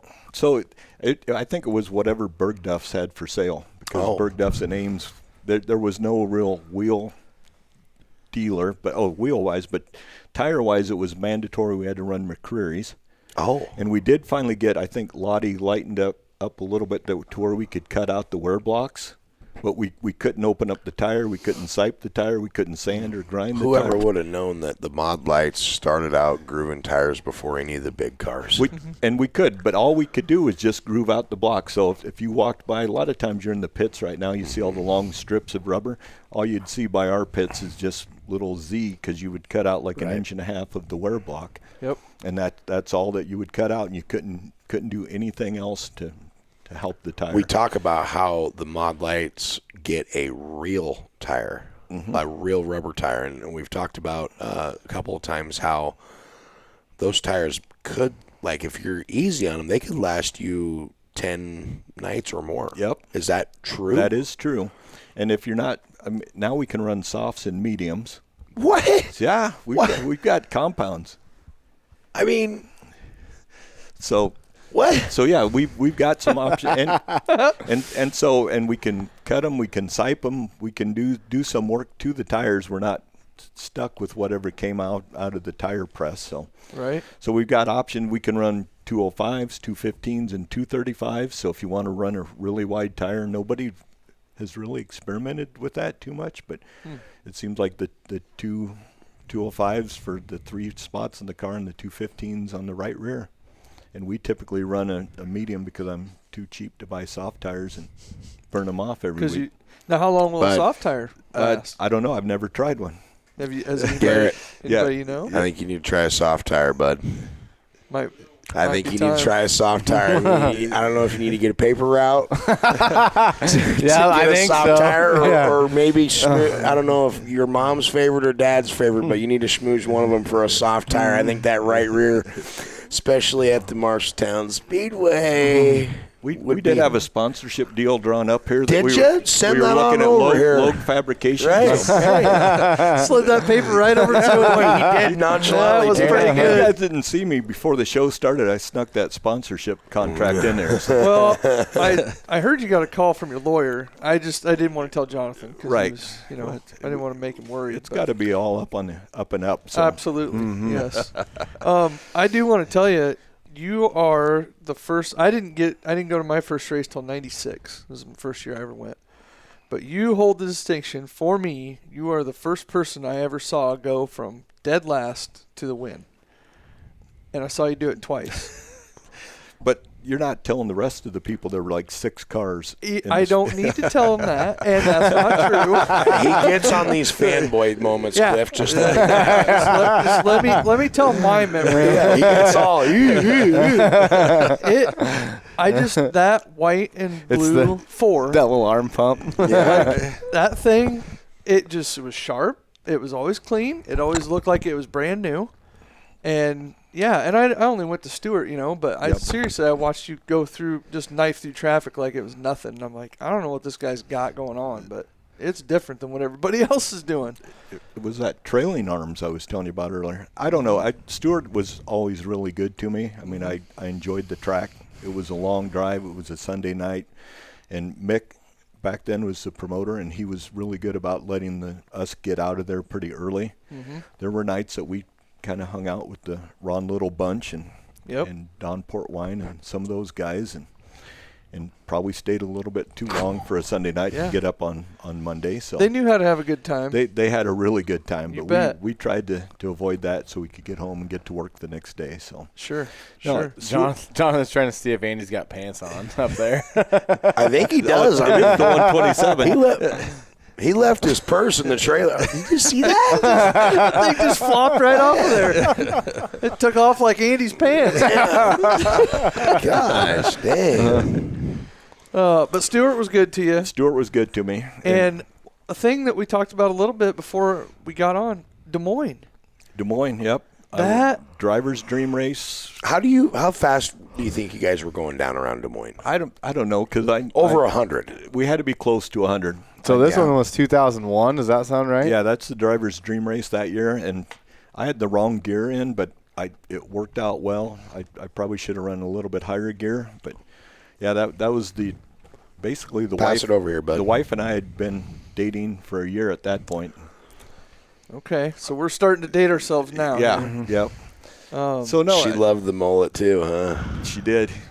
Yeah. The yellow shag carpet at home, that's always a Classic too. Like you got the 3M on there, And Jocko's. look at the motorsports photography. Yeah, Oh. Jocko's, Jake Elmquist ran Jocko's back then, so Yeah. I think I got a 10% discount. I thought, man, I've reached the big time. Uh-huh. Of course, the electronic fuel pump was like $7 back Yeah. then, but Oh, wow. saving 70 cents is Hey. still Right. That's right. still a Tom good time. Cruise in his prime doing the old dance up on the flag Yeah, stand. look at the tan on that guy. Yeah, we always thought he was half Indian. But no, unfortunately for me, that was the year because I was on the Madca board at that time, and we had determined that let's take a little money off the top because we had paid the Driver's Dream Race $1,000 to win. And I said, let's take the money off the top. I said, let's pay the guys that drive from Minnesota and Nebraska and come up. And so we knocked it down to $500, and that's the year that I won. That's when you won. Okay. Yeah. Yeah, I think Ed Ziem won the year before, so he's still got that $1,000 check Yeah. up in his shop if you ever go there to see it. So mine's $500. I don't think I ever saved the check. I've got old tires from '92, but I can't save that check. I don't know why. Wow. But you got a big shed. Not big enough. Well, Jonathan, they're little tires. Yeah, They are little true. tires. That's Yeah. true. That's true. You got to keep that in They perspective. take up a little less room. That's true. So, no, I mean, it's just 30 years, 34 years. I mean, Bruce Badgley has been our photographer. He took the wedding photos for us. I mean, it's not – it comes down when you've been in it this long, it comes down to the people that you're doing it with and not the fact that you're racing. You go to the races every Saturday and every Friday just to hang out with the people. Yep. I edit a lot of the YouTube videos for Garrett, and when you watch a heat race, it's like 2 minutes. A feature might be 6 minutes. I think the 18-lap feature was like 5-something this last weekend. So you put in so much time working on the car, and you really, the actual seat time is very little when you start looking at the amount of video that you produce, and it's just, you think, why am I doing this? And then you realize it's for the people that you pit with. Yep. The Mod Lite guys, like you said earlier, we have potlucks. The ladies have potlucks all the time. We had walking tacos Saturday night. Come over if you need a walking taco. Yeah. I mean, you got I'll tell you what, the cookies. yeah. Yeah. Uh-huh. Those are the JBM, so Jen Barber Motorsports, which started out as a joke and now is It's a real thing. It's a real thing. It's a real thing. I'm telling you, those things are nasty. Yeah, I'm going to be sending you a Good, nasty. $10.99 for them because they're going to do some damage. I'm going to eat some more of them. Yeah. We're not taking them home, so if you guys want to dole them up. I think Garrett needs a couple more. I think he dropped half of one. So Yeah. He's Well, everybody's a fan. So yeah, that's everybody asks, well, is Jen bringing cookies this weekend? She's like, no, bringing meat for the walking tacos. They're like, oh, can't you just bring cookies? So, They only want the cookies. Only want the yeah, cookies. be careful. They'll start asking for milk. You don't No, even need milk with these. They're so good. They're good. Well, very good. yeah, no, you don't need the milk, but it's just the It is fact the that to principle. wash it down. Cookies and milk. It's whatever the little secret. Hey, It's that salt. maybe we should get a couple boxes of these before we go to Florida for when Peyton has his cookies and milk talks. Cookie milk talks. We might Yeah. be hitting you up, Jen. Yeah, that Yeah, is you guys a could good start something like that. Absolutely. That's not a bad idea. Yeah. I think she would make her way over here on Monday nights to drop off cookies for We you may guys. have to make that happen. We'll have to put a new sponsor up on the board. So you do all this stuff. You have all this success. Then you kind of step away for a while. They're back Oh. there. They're back there. You guys ruined that for all of us fans. I mean, you guys look pretty good, so I mean, you did all right. But then all of a sudden, Garrett Barber comes out of nowhere. Just wham bam. Jesse Yep.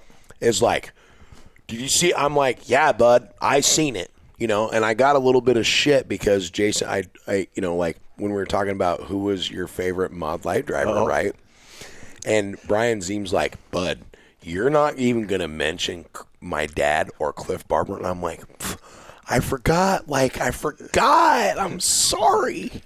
But Jim Cooper, because Yep. he had the old coupe. Yep. Yep. Like it Mad kind Dog. The Mad Dog. Dog. Yep. It looked like the Gravedigger Yeah. car, but shrunk down. It did. Like Yeah, he was 'cause he one had of my the sedan then. Is that Yeah, what he had the sedan. Yep. But I just remember, I don't know, there was just something about the Deuce, right? Right. And there was something about the 4-car and Mike Morrell. Yep. Like, is that how you say it? Morrell? Yep. 6. Yep. 2, 4, and a 6. 2, 4, and a 2, 6. 4, and a 6. Yep. And Mike always had that red and neon yellow and blue and like, Yeah. man, you guys were the guys, and Brian Ziem, we always like to bust him up a little bit, Yep. But he sent me a message that was like, I just can't believe you forgot about Dad.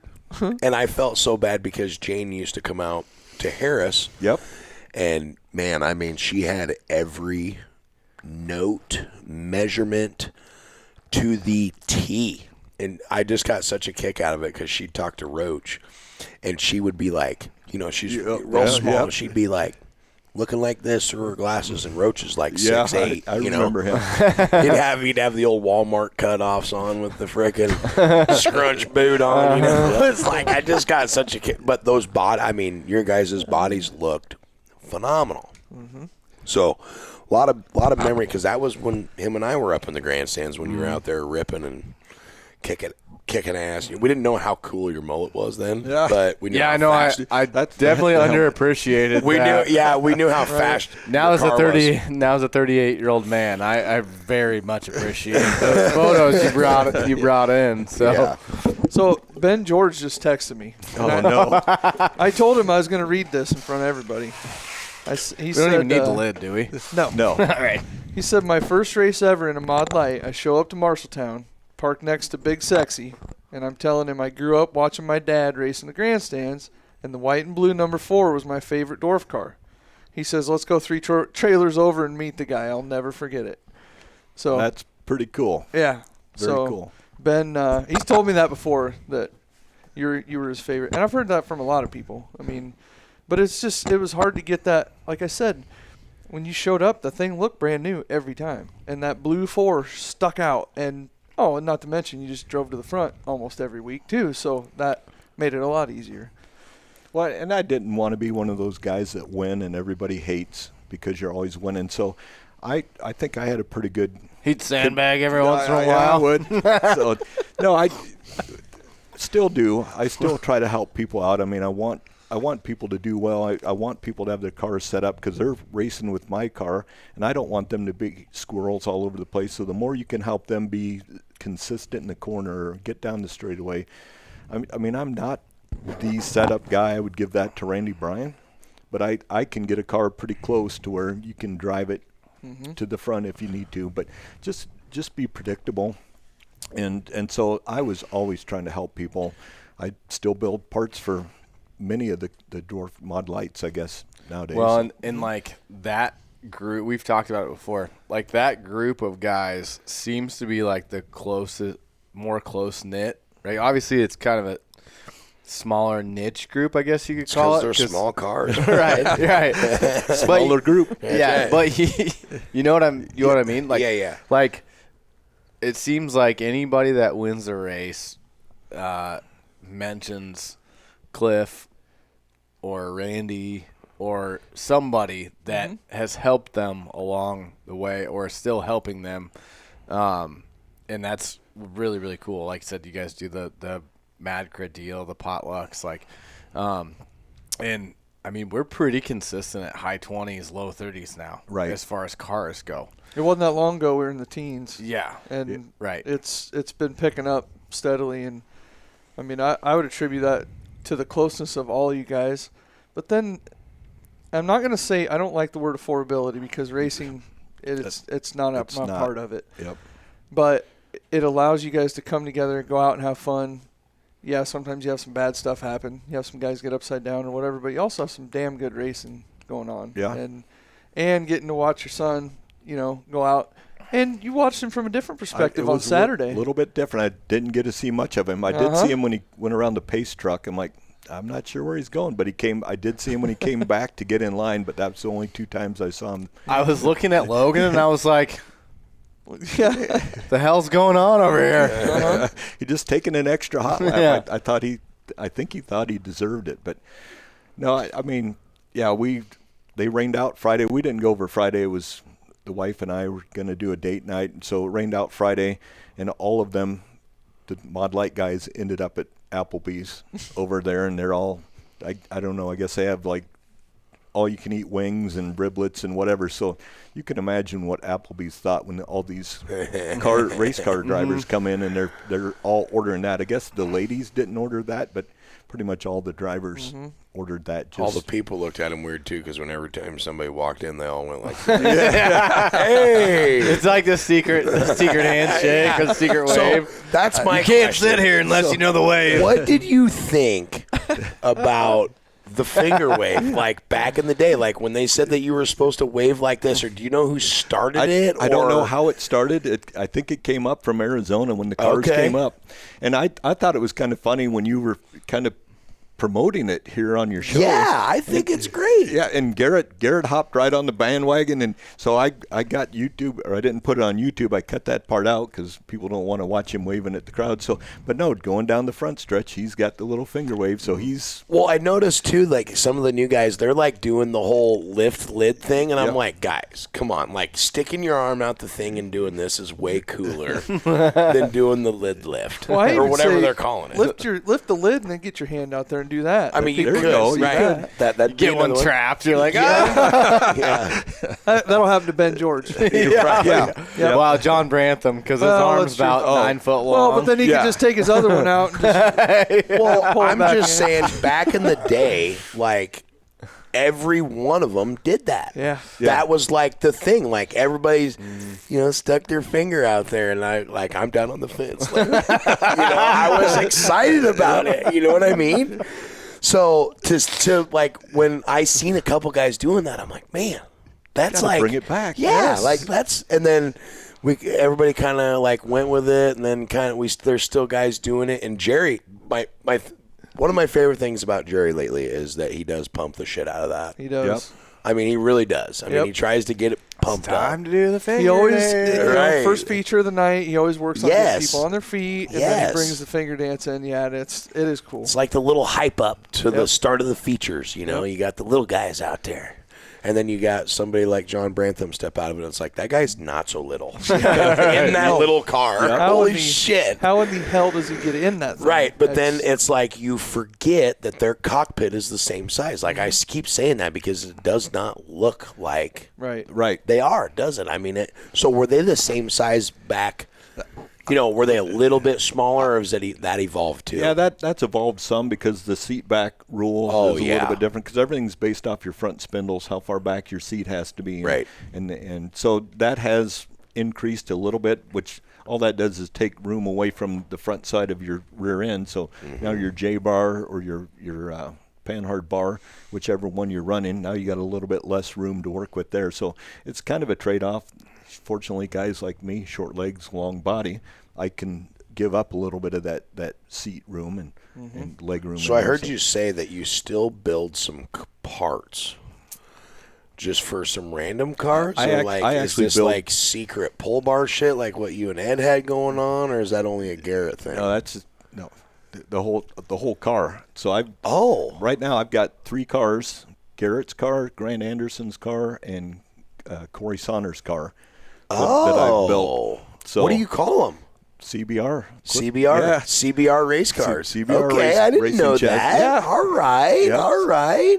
I've been trying to build another car this summer with the plan. I've got people that have asked for me to build a car, and it hasn't happened because Grant's car's been in my shop, Garrett's car's been in my shop, and Corey's car's been in my shop because of accidents. So. Boys, quit wrecking your shit. Yeah. We got another one on the schedule. Could you please stop fucking this up? Yeah, thank you. That's what the people on the schedule are like. You guys got to leave Cliff alone so he can build the cars. Well, I knew that Randy had started the bullet chassis thing. Yep. Okay, so I was like, holy shit, that's pretty cool that Randy started doing that. I mean, Randy's been racing in the Mod Lite series for a long time. Yep.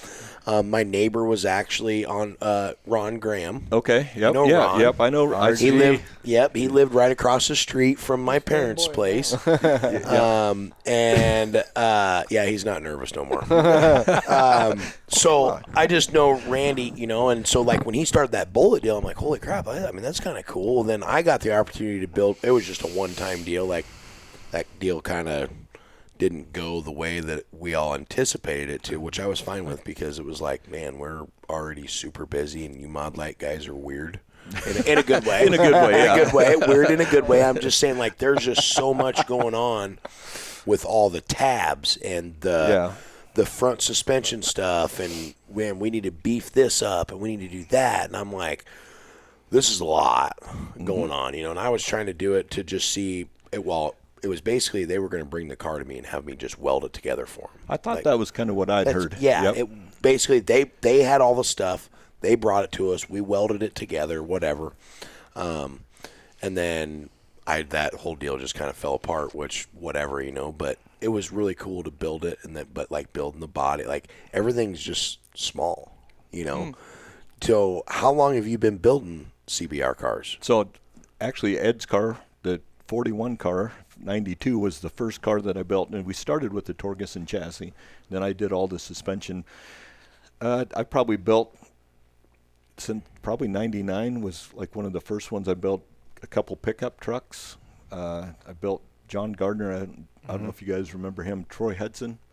It's his stepdad, but he had a pickup truck that I converted because at one point in time, I remember that thing actually. Yeah, we weren't allowed to have Mod Lites. We could have the pickups, but we couldn't have a mod body on the same chassis, same suspension, same everything. Really? We could not put that sheet metal onto our cars. It had to be a pickup truck or an old car. And that rule kind of, there was a guy out in eastern Iowa, Harold Hill, that was big into dwarf cars. I think he had like 4 or 5 of them, and he was modifying them all up. And at that time, we had a bumper rule that your bumper couldn't be so far in front of your wheels. So everybody's nose was pretty much straight up and down, so it looked like a refrigerator on the track. I mean, there was no character to the car. Hideous. Yeah, and they finally loosened the rule up, so now you can get a little bit more rake because the modified nose is really rake, and these look a lot more like the modified nose. So, do you like that, or do you like the old school? I like the style of the old school. Love the style of the old school. The new stuff, it's pretty easy to build sheet metal, and they're flat sheets with a couple bins and maybe a roll or two in it. But otherwise, I like building cars. I've gotten to the point in my life. I tried, like Josh said, I tried to race. I went in circles Saturday. I wouldn't call it racing, and I have more fun building the car and watching Garrett and just there's no pressure. I just sit in the lawn chair until it's time to go race, and then I walk up to the catwalk and find a spot to stand. So. I don't know. I still enjoy the racing. It was a lot of fun. Don't get me wrong, but it's to a point where I really enjoy the fabrication and hanging out with the people. Right. And I don't piss a lot of people off if I'm sitting in the trailer or up on a catwalk. It's a good Come point. down to my trailer. Come down to my trailer, Cliff. I'll teach you how to do it. Just standing there.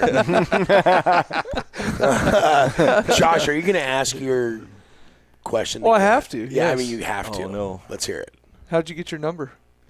So, racing dirt bikes, and I was at that time racing hare scrambles, and it was in the 86, 87 era, and I ended up with that number because at that time we were all basically a 250 class or an open class or a 125 class, and they decided they were going to make a double A class, and so the top 10 riders in points, no matter what class you were in, got how you finished in the state that year, and I finished 4th in the state in the double A class. That's how a lot of them. Yeah, I think that's how. I think Tom Barry's dad was a national number 11, like back in the day at one point in time. So that's how he kept the 11, because like that was how you finished your points. That if you got a single digit number, that's because that's where you finished that your points. Good. Yep. No shit. Yeah. So, I mean, it's just like Supercross and motocross now.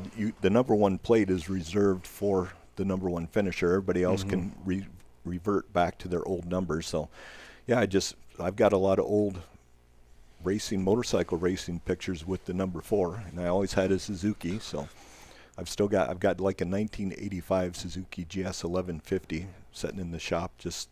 It's in mint condition and probably should be ridden.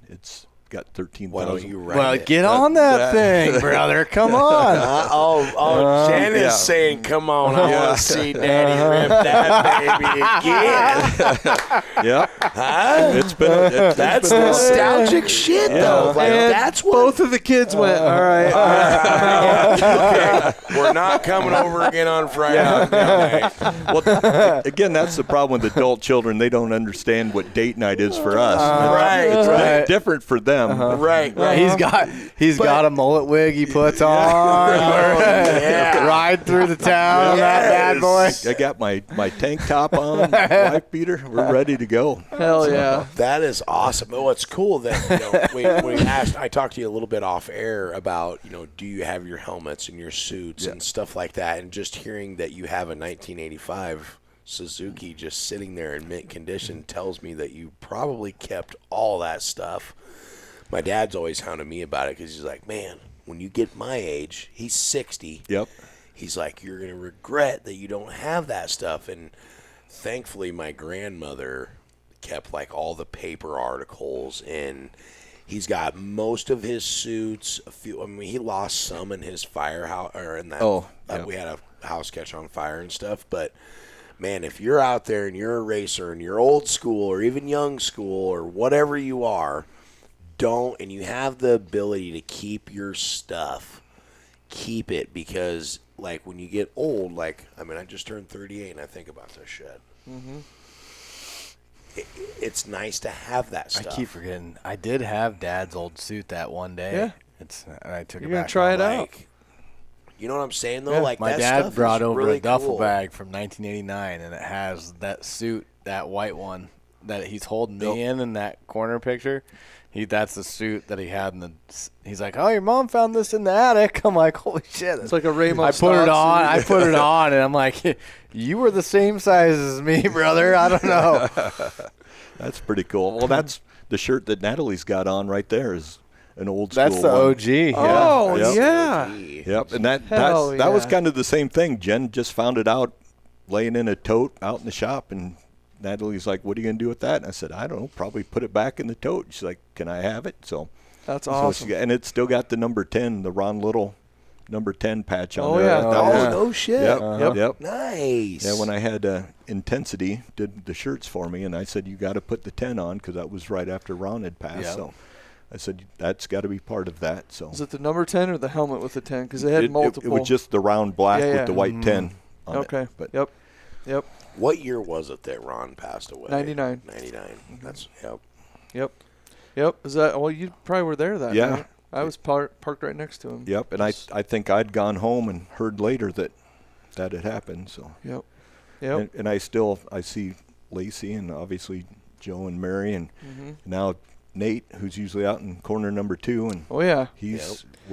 we talk to him every time we get a chance and give him grief for not being here during the weekly shows and show up once a year and takes all the glory, hangs out in number 2 but no, it's like I said, it's all part of the family. You know, generations. I mean, I can remember when you were little. I for some reason, I think the first story that I really remember with you being in trouble. Oh, weird. It's all clean. I think you had gotten a 4-wheeler stuck down in the mud pit at Super Nationals. Oh, yeah. That was the first story I really knew that you were kind of the trouble that you've ended up being.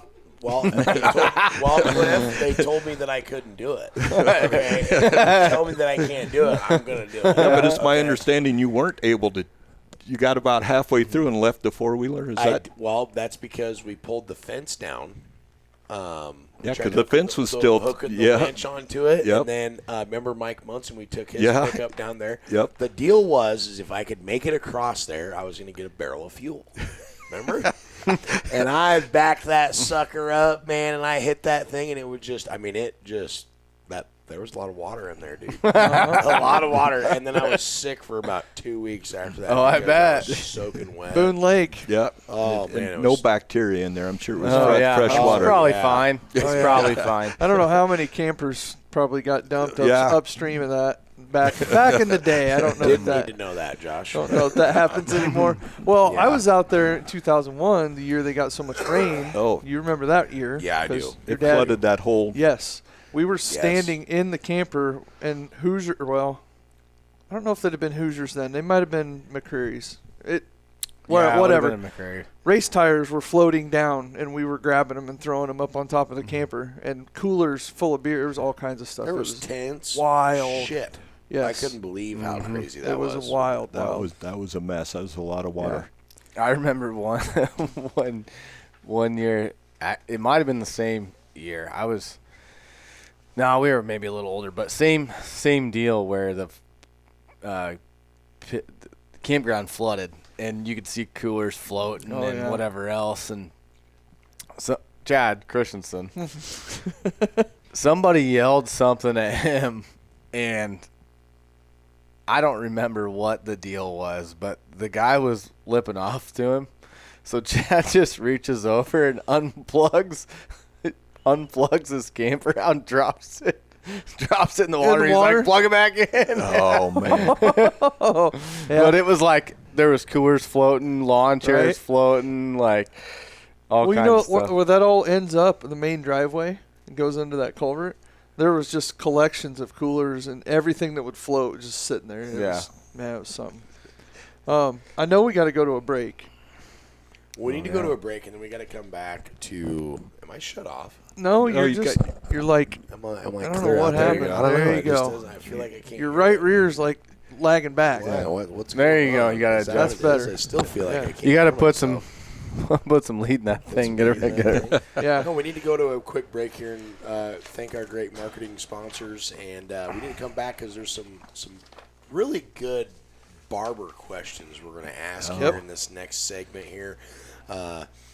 So with that being said, I think we can send it off to our great marketing sponsors, and you have been watching Watermelons and Woodchips. We'll be right back. Welcome to the Adobe Lounge located in Boone, Iowa at 915 West Mamie Eisenhower. Our hours are Monday to Friday, 1 p.m. to close, Saturday and Sunday, noon to close. Come enjoy some of the strongest drinks in town and the best homemade pizzas around. Whether you're stopping in to relax, meet friends, or grab a bite, the Adobe Lounge is the place to be. See you soon.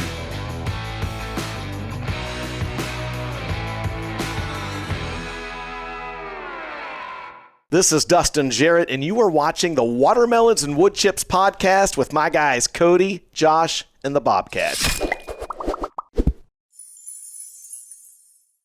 Welcome back, race fans, Watermelons and Woodchips. And we were talking to Cliff, but we have to announce, well, we did put it online, right? So by the time this comes out, it'll already be up online. But the winners for the passes to Lucas Oil. Oh, yeah, Lucas Oil pass.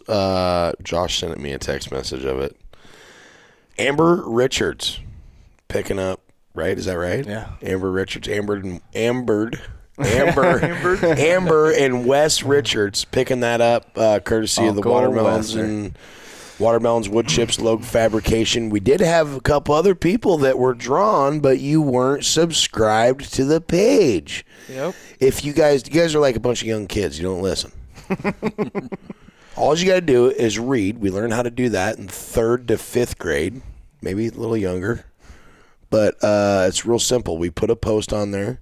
We give you the directions. It's like getting an owner's manual for something. If they give you an owner's manual or they tell you to do something, just do it. It's real simple. It's a $300 and some value. $300 and some value, and you didn't do it because you guys will all be rage clickers or clickbaiters on Facebooks, but you can't follow a simple instruction. And that's okay. And it's free. Amber and Russ Richards are greatly appreciative of you unclickers on the first couple of you unclickers. That might be a sticker. So congratulations to those guys. I'm super pumped up about the Silver Dollar Nationals this week. Starting Wednesday, qualifying there at the Shelby County Speedway. We're doing it's actually an MLRA race for the late models on Wednesday, and then it's qualifying for the IMCA Stock Cars, IMCA Modifieds Wednesday, and then they're racing for 5G come Thursday, both classes, and then the big boys start. Wham bam. Well, I think the big boys are on Wednesday too, but it's like a 5,000. Yeah, it's not. It's like their actual show kind of starts on Thursday. The Lucas show starts on Thursday, but they're having another show that pays a little bit less, which I'm assuming a lot of those drive well. We always say that, and then you see some of these other big touring events. They might have they're like, we're going to save it for, Wednesday or Thursday's program. So we'll be tuned in, listening to the old Dean of Dirt. Made the trip out to Boone County last night for that big event, and now drove his little tan butt over to Beatrice, Nebraska to watch this 16,000 to win IMCA modified show that we're watching here in the background right now. Super cool. Thanks for everybody that participated in the drawing. It's just one more reason to watch the show. I mean, we're giving away cool stuff all the time. So we want to thank everybody at Logue Fab for busting their tails on that and being able to support that. Everybody also too here at Watermelons and Woodchips for doing such the cool drawing. But with that being said, we've got some dad questions to ask over here to the number 4. Mm-hmm. Yeah. Oh, no. Okay. I mean, when did you know Garrett was going to be serious about this, or did you push him, or did he come to you, or how did it work?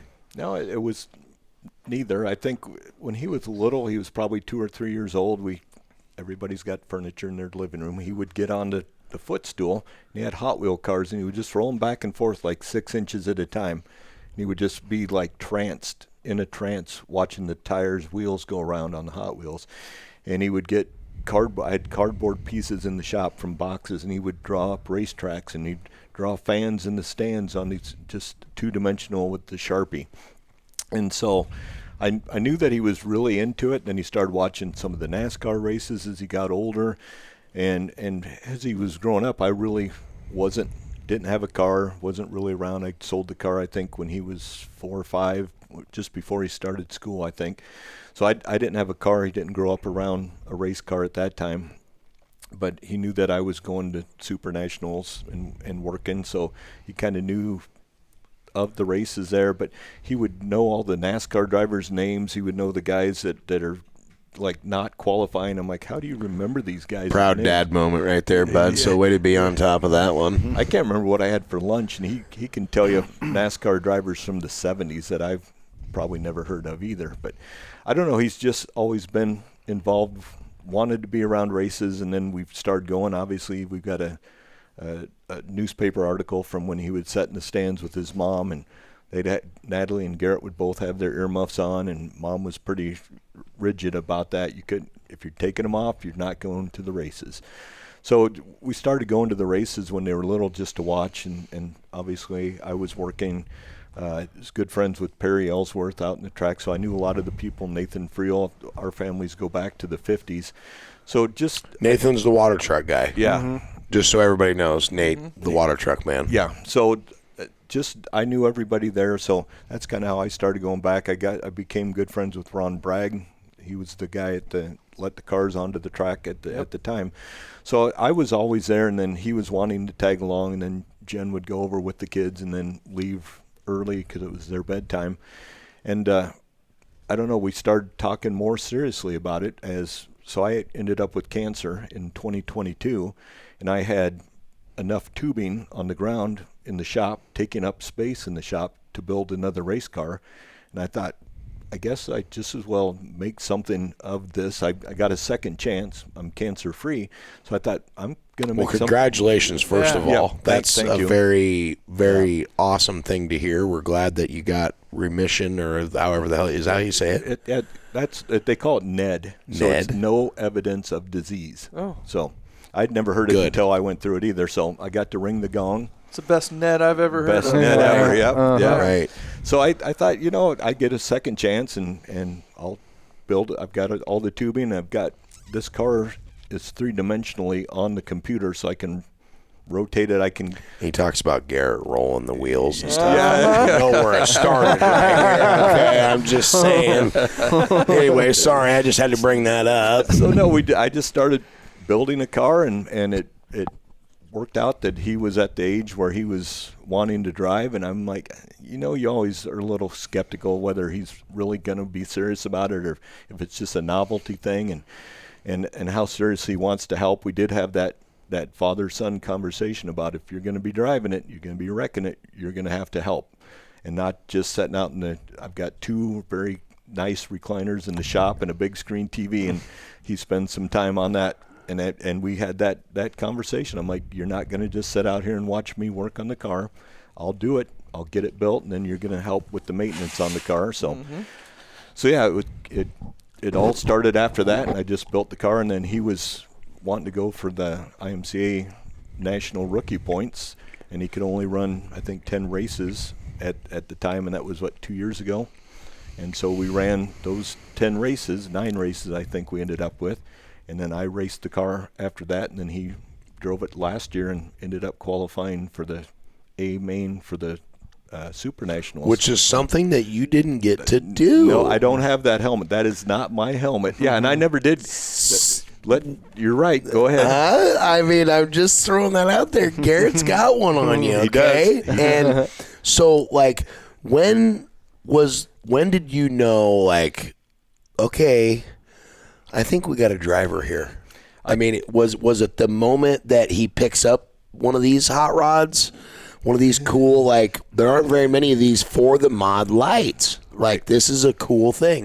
Was it that moment, or was it like, the first time he wrecked it real good and he wasn't scared of it? No, I think in hot laps over at Marshalltown, he ran into the side of a guy when they were slowing down. So that's how we became friends with Jackson Carr and the Carr family, was because Garrett had doored him going into 1 and 2, and I said, yeah, that's not how you should be driving the car. No, I think it came probably the tail end of the year that he was just running a few random races. I'm like, he's got a little car control and some throttle control and respectful of other drivers. He's not using the car. He's not using 8 wheels out there, and I think that's, if you can protect your stuff and save your stuff and be good to your stuff, your car is going to work better for you. You're not chasing a setup if you're fixing it. I mean, we were kind of talking a little bit. It's like Cliff Barber just vanishes from the racing world. Yep. I mean, devastated many kids across the country because how good he was at the finger dance and how fast he was, right? Devastated many kids across. I mean, I'm just saying. And then all of a sudden, this 44 car comes out of nowhere. And not only does he come out of nowhere, everybody's like, oh, my God, that's a Barber. Is it any relation to Cliff? Well, it's got to be, because he's in a frickin' Mod Lite. And then he goes out and he's starting to win races, like, right away. Like, picking up kind of where the old man left off. Yeah. I mean, my son is 17. Hasn't really showed a lot of interest, but like this last week when we went on the North Dakota tour, like he put in the work, he's put in the effort and was there, and it was like that. Yep. Like I hope that I kind of hope that he wants to race, but at the same time I'm thinking but I tore up a lot of shit too. So I can envy him, and my dad just loves it. So I'm waiting for that attaboy moment for my son. And so seeing how much success he's had right out of the gate, been a Garrett Barber fan since then, just because I'm like, I mean, I used to like the 1-4. Now we got a 2-4, and he's winning races. And like, where'd this kid come from? So, well, he started to get better towards the end of the year too, and started clicking stuff off. And then when he got that though, that was like by like this much, like right? 9,000ths of a second. I mean, it was close. He was like really good out of the gate. Then it was almost like he kind of got like a girlfriend or something. Then he kind of slowed down a little bit. Yep.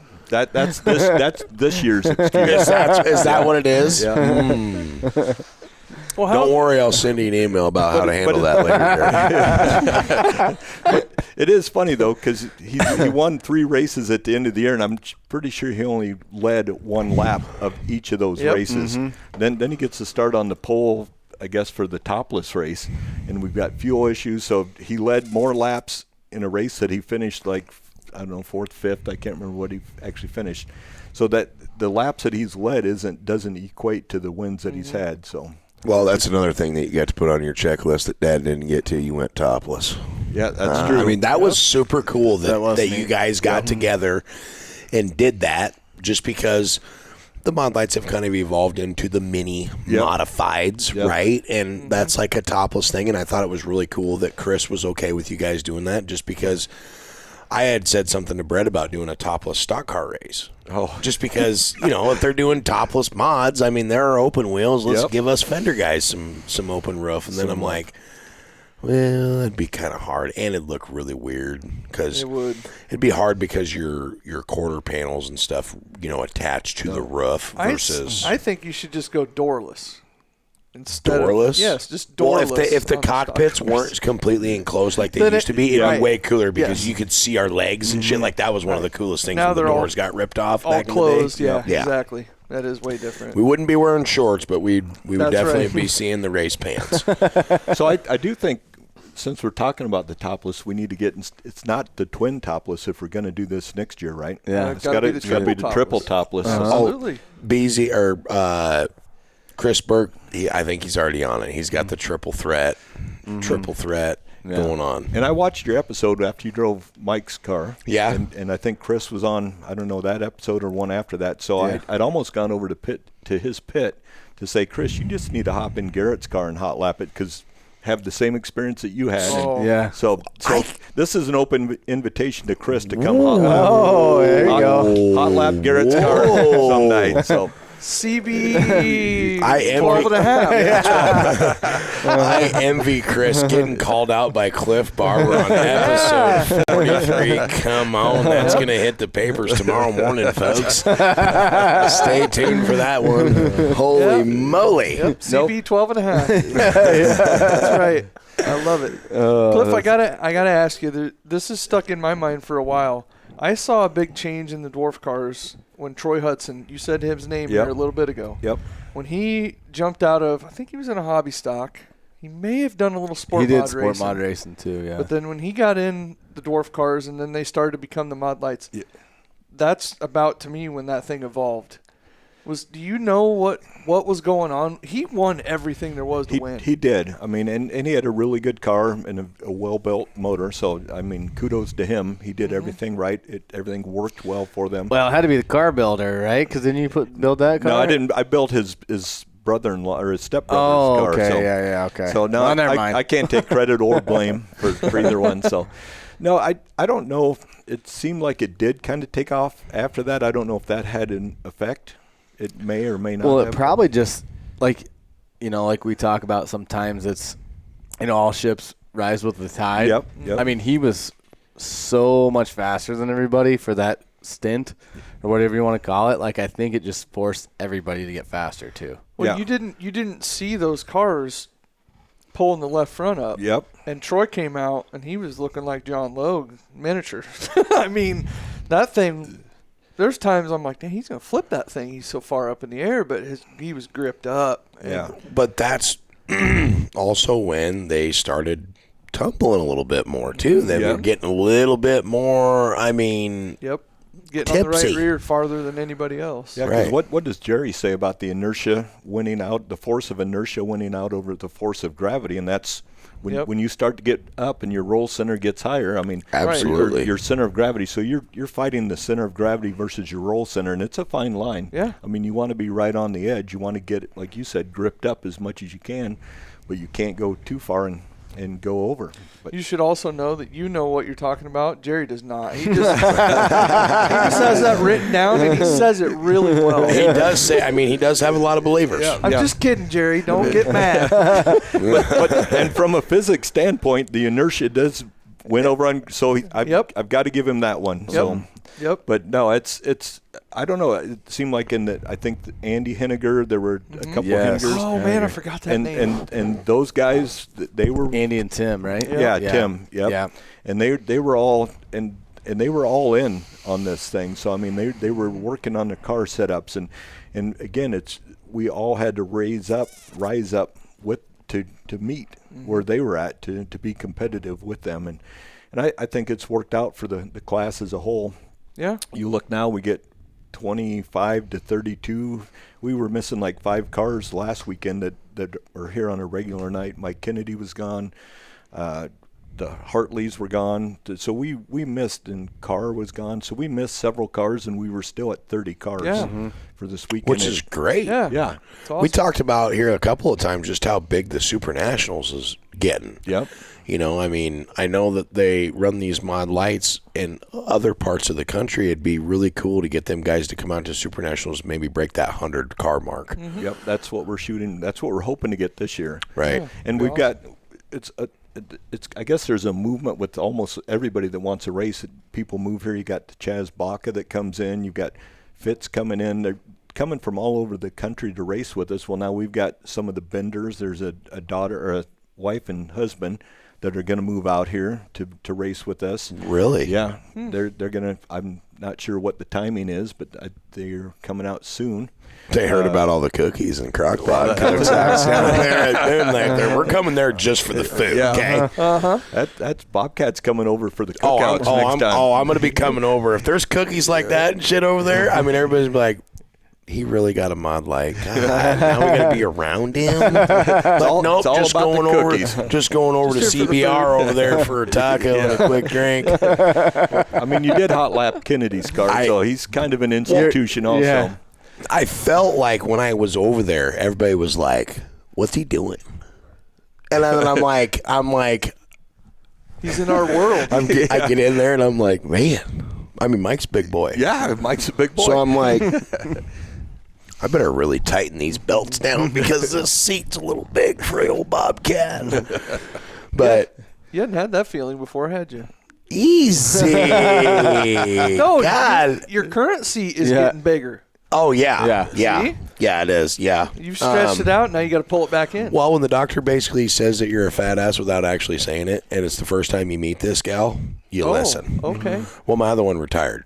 Ah. So then I had to go in for a checkup, and she was like, hey, bud.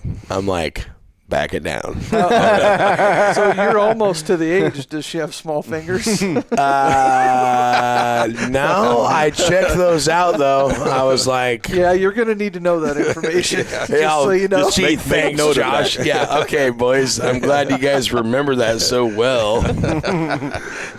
But, yeah, no. well, Cody's not saying anything. Nope. yeah, right. Because I'm in the same boat as Yeah, him. We're the same age. He's more terrified than I am. He probably hasn't had that talk with his doctor yet either. So Yeah, well, I went in there because I was kind of feeling, I don't know, I was kind of feeling fat and lethargic and like whatever, you know. Oh. I think Holy that cow. might be the Muffets Mayhem right there, and it's only Monday. oh man, Yeah, that baby went hard. that one gets my vote. Yeah.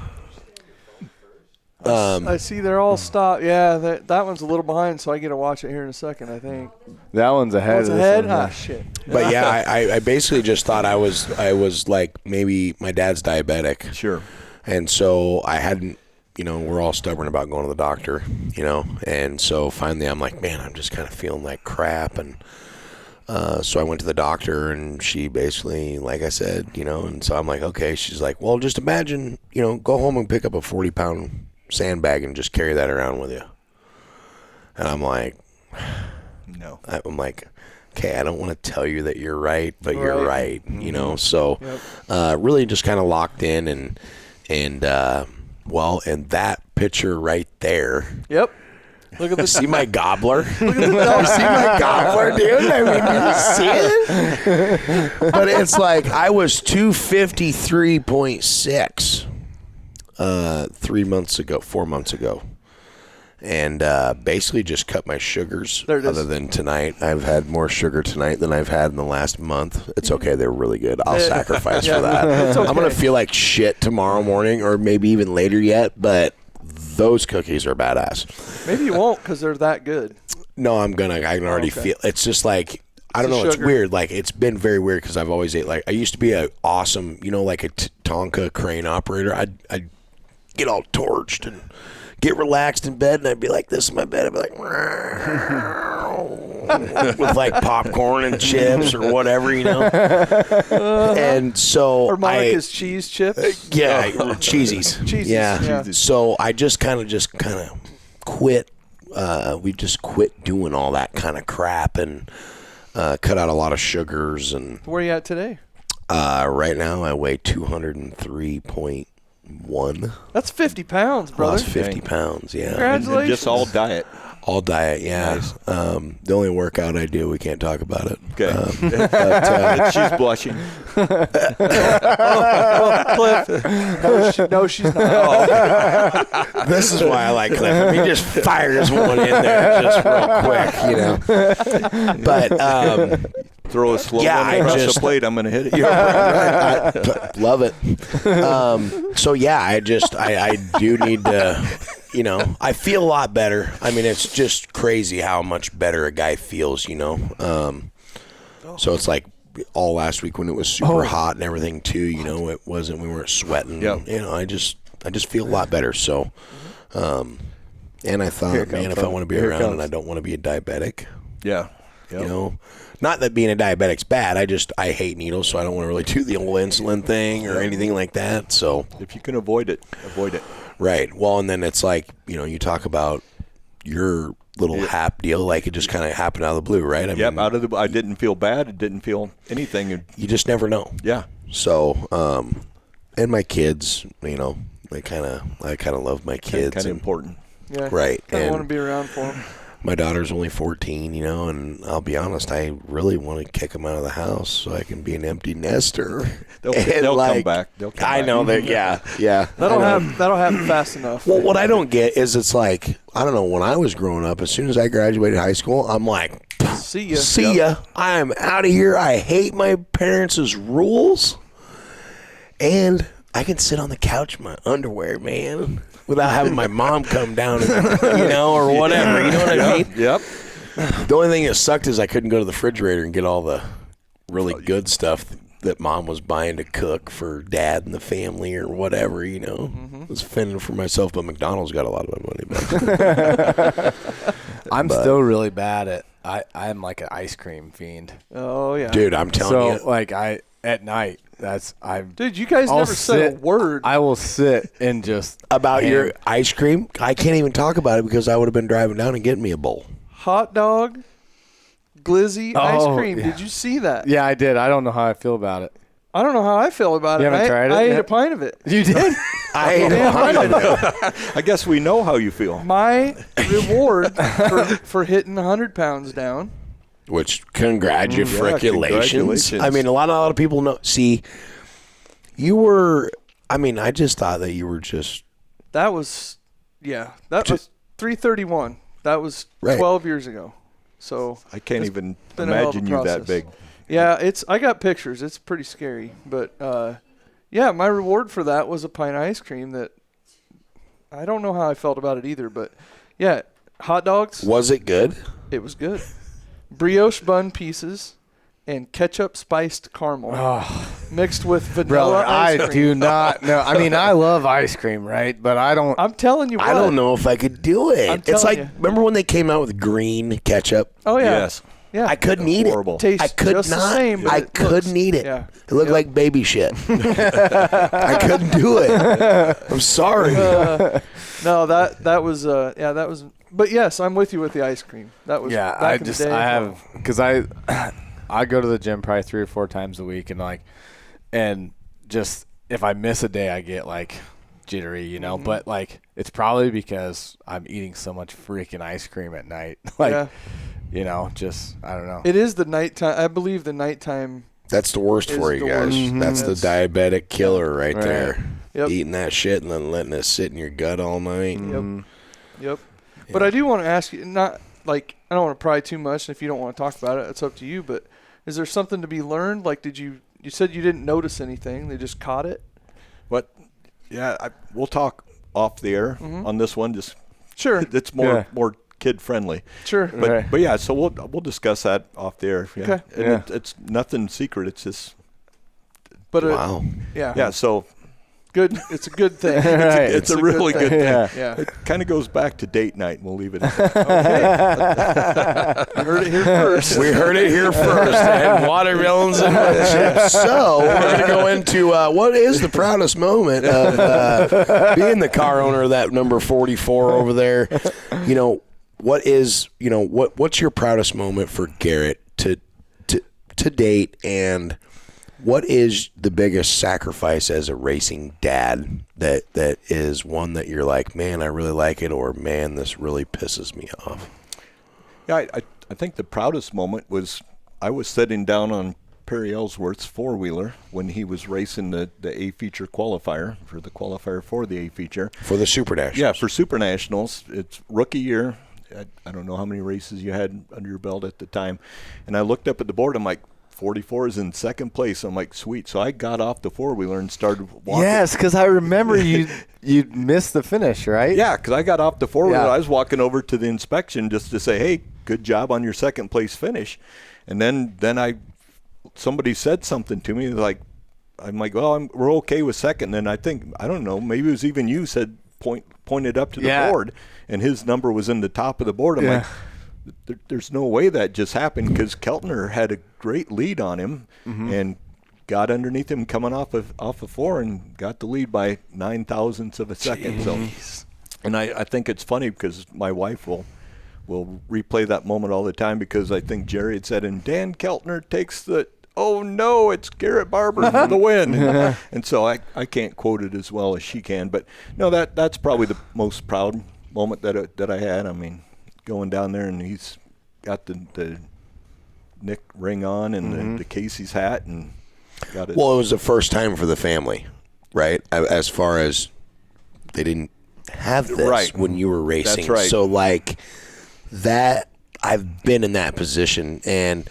not a lot of people know this, but there is a cup underneath. That is an actual cup purchased from the Dollar Tree that they put on there, but that is nostalgic as shit. Like, this used to be the Pizza Hut kids cup. Oh, okay. Okay. I totally made that up, Cliff. But you right into it, but we and the helmet that does lift up. It is a perfect size helmet for the Dolly Parton doll that they used to sell back in 1990. I thought he was going to say Corey Sauerman. I really did. But they didn't have this when you were racing. No. So I know the feeling of getting one of those, and to do that not only with a car that you guys built in-house, but how close this, I mean, you brought your whole family here. Yep. That's the first time that we've had this on the podcast, which is super cool to have you guys here and to share these moments. Like, those are so memorable and unforgettable, and to do that your rookie year really staples your name into the Mod Lite. I always call them Dwarf Cars because that's what I grew up on, right? Are you a Dwarf? It's hard for me to go to Mod Lite. Okay, good. I'm glad I'm not the only one. Yep. But sometimes people are like, you want to fight over that? I'm like, I mean, if you want headbutted, I'll do it. I don't care. But, so that is an awesome thing that you guys got to, experience. Yep. And hopefully there's many, many more of those to come. So... And that's what makes it hard, because he wanted his rookie year. Now there's nowhere to go but down, right? Well, the best you can do is maintain. Right. No, you can win the big get dance. the taller one. Oh, get the taller one. Yeah, it's still short, right? But it's a little bit taller now. That's really cool. And you get your name on the back of that too. Everybody's T-shirt race. Yeah. The other thing I was thinking about too is your guys' committee, because aren't you on the committee for? Don't they still have a committee for the mod? Lights or the Dwarfs, yeah, the or whatever. guy. I'm not on the committee anymore. Ben George kind of heads that up. You guys have Well, Ben, I think we need to get a race. Do they have a race of champions for the Mod Lights? They do. Yeah, they do. Oh, they do? Yeah. Yes, I didn't know they had that. Yep. Sorry I blew up about it. Sorry, Ben. I will not be sending you that email. But there are a lot of, I feel like your guys' class is getting more and more and more exposure, especially around here. Yep. Like, they're starting to, like, they have these, like the Corn Husk or the Corn Belt Classic Corn Belt deal, Clash, like that brings in some cars. Like, I'm a big John Badia fan. Yep. just because he's a cool dude, and he pitted across from us at Super Nationals and sent us a playlist that was a banger. It's the chops. It's totally the chops. Totally the chops. Put a mullet on that guy. Look out. Cliff Barber, 1992. Why? Well, we got a guy that can tell you how to grow one. Yeah. That's right. I was going to say Casino Set 3, Scene 4, the movie. You guys remember that movie? Yeah, like old school gangster stuff. But So I'm going to swing back because Josh asked a question off camera, and as you said, we haven't been doing this that long. So how I got started working at the racetrack was Super Nationals in 2004. My wife was pregnant with my daughter, and so I think Lisa Sebring and Kim. Lisa, I haven't seen her forever. Yeah, they said, hey, what are you doing for Super Nationals? I said, I'll probably come Saturday night and watch. They said, how would you like to work? I'm like, I got nothing else going on. I've raced all year there all season, and I got nothing to do that week. They're like, well, would you come over and work? I said, sure, I'll come over. Where do you want me? They said, well, you work with Tommy in the lineup area. So that was how it started 22 years ago. No kidding. Started working just because we weren't allowed to play with the big cars. So free beef burgers and hot dogs and popcorn all steak week. sandwich, Oh, jeez! I'm gonna need an official shirt come this year, so I can get free steak sandwiches. If you haven't noticed, I've parked my truck right next to the steak sandwich guy. So I've got Making friends. Yeah, if they you're getting pretty good at reading duct tape numbers too. Oh yeah, so, yeah. I did notice that. We do sometimes. We ask them to put a little brighter duct tape on because, and some of them come up. I mean, most of the guys or you've seen them over the last few years. So, and we get some new guys in the lineup area. I mean, that they're like, well, this car doesn't have the right number on. Why'd you put it there? I'm like, well, that's the guy. And it does help with the MRP because a lot of them, if you can't figure out the number, you look at the top of the car and they've got their name on the car. Yep. So there's other ways to distinguish what the car is. But back in the day with just the old paper, and sometimes I'd scratch off the wrong number. There'd be like a 111, and then another one would be 111K. Like, well, I guess I got that guy in the wrong number, so you'd have to yell on the headset. And they finally give us our own channel now. Yep. So we don't have to get yelled at by Josh. So. It's always like the 3 wide lineups that cause us the grief because I'm like, man, we need to keep it quiet because Tommy's like, you guys are on the radio too much. There's still going on the track, and you try to be aware of what's being said on the track if they're. But it gets so hectic, especially like during hot lap time. Oh. The hot laps in the staging area are the worst. Well, you know what? And like usually when the sport compacts, I wanted to call them bumblebees. The sport compacts. Tunas. Bumblebee tunas. The sport compacts, because they're cleared out in the field, so they'll come stage because they don't want to wait, which I understand. But then you can just have a huge line of cars, and Dusty's out there like just frazzled. Yeah. You know, but it's just because there's so many cars, and it seems like most of the time once you get through that hot lap session, everything kind of calms down. But like that half hour, 40 minutes, whatever it is, of just hot laps, like it is pretty wild. Well, and the only thing that compares to that is the Bs. When you get cars like a 20 car or 24 car B that comes up for lineup. Sorry. I was trying to look back there. Jonathan just noticed when you change the time, when you fix it, then it starts counting down. We figured that out last week, but you weren't here, so this is a surprise. I'm like looking at it, and I'm like, wait a minute. I saw his face. I looked a couple times and didn't think much of it. I didn't either. Like, well, Josh fixed it, so That's what but I'm like, I know we were at like an hour 50, and it was like an hour 48, and I'm like, well, maybe they just backed it up like an extra 4.5 minutes or something. I don't know. it's like Groundhog Day. Yeah. We were gonna rig it up so that when you hit it, it would just start counting backwards, but we couldn't figure it out. So keep jacking around, boys, and you guys are gonna get cowabunged. This worked out. Oh, good. really? Okay. All right. Sorry, geez. I got. Yeah, we got a little off track. No, there. I think it was a good diversion. Yeah. But the lineup stuff, because it gets wild down there, and I don't envy you guys. You're seeing numbers from across the country and guys that you haven't seen all year. And how do you like the tablets? So I use my phone just because of the weight of the tablet. Yep. So I use my phone.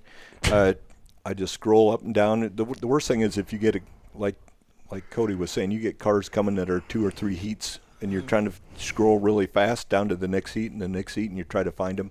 Sometimes that gets to be tough. With the old paper, if I had a car on a heat that was 2 or 3 down, I would put a circle on them. So that was a car that I knew was back there.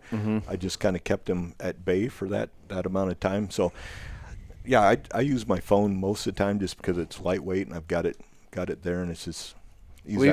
We've talked about trying to make it a little more interactive before, right? Where you can click and it puts a check mark on it. But I know that I think for them RP boys, it takes another. You got to write another script or program or whatever to do that. So. Yeah, because I think I've talked to you and maybe even said something to Colton in the past. That, man, it'd be so nice if we could just put a click and it'd be a yellow or a green or a red, or even if they could put a checkbox, so that just something that, I mean, it's all a database. Sure. But it's how they link that with everything else and get it all to work together. So, but yeah. Well, could you guys just figure it out? So we can quit bitching about it. We'll Not you guys, the MRP Oh, guys. MRP. No, I'm kidding. Yeah, Josh and Ross, let's get that dialed in. They're like, it's just the lineup, guys. They can just scroll through. It's not a big deal. Yeah. They're just standing there eating steak sandwiches anyway. Well, this one guy's got his truck parked right next to him. Yeah. That's right. Well, should we go into our special segments here real quick? So we talked about the Moffett Ford Mayhem. Excuse me. My vote for Saturday was probably that B main, the Sport Mod B. That's because they ended up getting hooked up, and then because I came up to get the microphone, and I sat up there, and then by the time I was down back in the infield, and they had cars trying to line them up, and they were trying to unhook cars over, and I don't even remember what happened. All the stock car guys were pissed in the lineup area. Sitting there. I don't really know, but I was just saying, I'm like, I hear Logan get on there and go, guys, which, first of all, there was one girl out there. So it's not just all guys. So he needs to be better about that because she's probably calling a therapist on Tuesday because she's being included in a one group. But he's like, why are we half throttle? We're still yellow. And I'm like, oh, boy, here comes the tongue lashing. And then Sarah got on there and was like, all right, guys, stop on the backstretch. I'm like, boy, they really just fucked up. Yeah, they had a mess going on. They had a mess. But you know what? Sometimes that happens. It does. Even the professionals have that happen. I mean, we seen it all week at the Dakota Tour. I mean, sometimes you have to be snappy and stern and but sometimes you may not know that our headset's not working either. True. But right. Yeah, there's some give and take. I mean, anytime you're dealing with electronics. Right. One. That was why I always appreciated Bud Big Block out there on the front stretch throwing his shoulder out every week on getting cars lined up in the straight line. Remember old Bud Moran? Yeah. Remember old Bill Olson in the old 225 spring shoes? I remember him. Oh, yeah. I thought that was the coolest thing ever. He had that coil spring on the back of his hoof there. You know what I'm talking about, Just helped Josh? him, right? Huh? It gave him a little inertia. I don't know what it was, but, I mean, he was bouncy. Yeah? He was bouncy. And we get that flag going, boy, that thing looked like it was reared up like a modified. I think he just had him for when he jumped off the wall. He didn't, it was a little bit of a shock absorber when he hit Didn't want to pull a Conor McGregor and only last a minute 29. I mean, he got $16 million for it, so I mean, whatever. He did all right. Yeah. Poor guy. I'm sure he's not hurting. Yeah, I would say that was probably my vote too. That or the 1999 hobby stock look that Jonathan was carrying around. But I don't know if we give him Owen the Mayhem. Barnhill had a good one. Barnhill did have a good one. he pop canned that whole right side. Hank stops him, bungee cords, and I'm watching him. And Hank's like straps one on there. So then he takes one, hooks it, and then straps it all the way over to the Cliff bars on the front. And then Owen just pulls off anyway after he strapped got all on. that done, went right to his pit. He wanted that bungee cord. Got bungee cords, that's the benefit. Oh, and we're going to need those back if you can. Or you will get a bill sent to you. We've talked about that before, too. I will say that the hit that Ethan Roby Oh, yeah. landed on Iowa Pipe and Grading's number 22B. Yeah. They brought that car in, and I have never seen a wheel bent the way that wheel bent. Yeah. I mean, it was a Bassett wheel, and it didn't bend the rear end. Like, you can pull the axle. That's good. No, it's great. It's just for how hard. I mean, you guys seen Ethan's car. And he's been keeping that thing looking super nice, too. Yeah, And then that happened, and it's just KO'd. 2 weeks on that body? Yeah. Not quite? Yeah. Yeah.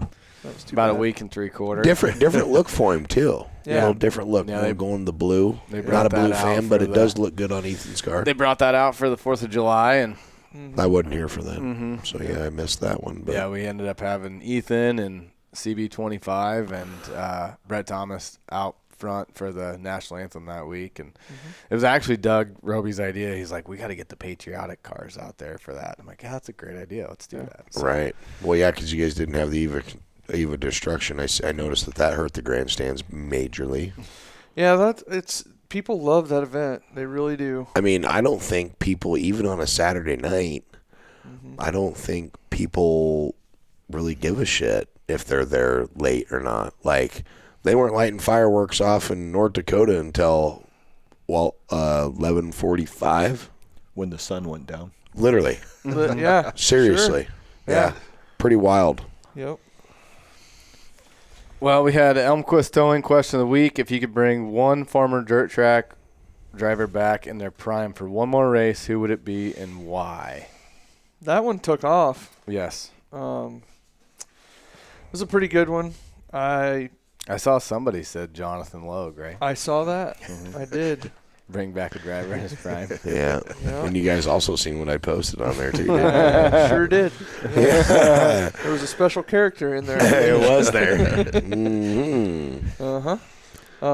I saw Rusty Krause said myself. That one cracked me up. But, no, there was some good ones. Denny Stoneburner had plenty of mentions. Saw John Logue a few times. Saw Jonathan Logue. Jennifer Van Sickle, you're hilarious, by the way. Yeah, we did see her. Yeah, I mean, we bring Josh back in his prime claiming years back then. He was picking up them Rochesters real cheap, wasn't he, Cliff? I couldn't just go back for a week. I'd have to come back for 3 because you got to load up and then go racing. In defense, he was milking cows back then, and shit was tight. It was rough. Yeah. But the ass tattoo contest is still happening. We're going to make it happen. You guys should have done it at the beginning of the season because I was a lot rustier than because I've been on it. Oh, that's all right. Because I don't care. I just want to get in that car. Cody, don't worry about it. I'll help you. I just want to show the Garrett, world. I'll help you too. See, so Colton's not here, but I have a feeling that it's going to come down to a 3-man race. Yeah, Colton, Cody, and Garrett. Yes, and I cannot wait. But we could be surprised. We could be wrong. I mean, we could be shocked. Garrett could go out and rip off a qualifier and put us both in danger. Who knows? He does drive a Ford Ranger. It's hard to say. And he is a red, so Yep. he may get in that car and something special could happen. That's right. We had a bunch of people bring up Dave Farron. Yeah. Dave Farron was probably one of the best Dave wheels. Stewart, I remember him at Stewart all the time. Yep. He was always battling with those guys. Yep. Ron Little, Don He Portwine. was. Yeah. Oh, man. Just the amount of times that I got to watch that guy race and didn't really think about it at the time, of course. But Right. you know what I mean? So, yeah. I he'd be a remember good just one. showing up down in Des Moines, Yeah, yep. and there'd be old Dave in that white and purple car, and he'd have a Cigarette. Ma and Pa going a mile 100, Ma and Pa 100, Pall Mall red. That's like the strongest frickin' cigarette you could even imagine. Yep. Man, he nostalgic shit right Oh, there. yeah. Building his own cars. Yep. He lived not that far from the racetrack. close somewhere. Still, even when I went back there in 2013 and that was my first year, so no, it would have been in 2014. 2013 and 2014, we were racing down there. He still lived not that far. What was it, 14th? Right over off of Guthrie. Guthrie, right off of Guthrie. Still over there, living over there, and I think that's where he passed away. God rest his soul. But great racer. Yep. Yep. Great racer. So who would you guys bring back? Who would you bring back, Cody? Actually, you know what? One of these I saw, a couple of them actually said Nate Caruth. Oh, yeah, Nitro Nate. Man, like, he was, I think he just got burnt out from doing the pavement stuff, and now he's got him and his dad have a successful concrete pumping business, and I've talked to him like, hey, man, when are we going to get this thing? He's like, man, I really want to, but I think he's got a boat now, too, so that. Boat's expensive. I tell everybody, camping's expensive, boating's expensive. Everything. Women are expensive. I was going to say, well, because I was going to say something else, but I'm just going to say women. Yep. But everything's expensive. So, Nate Caruth, quit being a puss.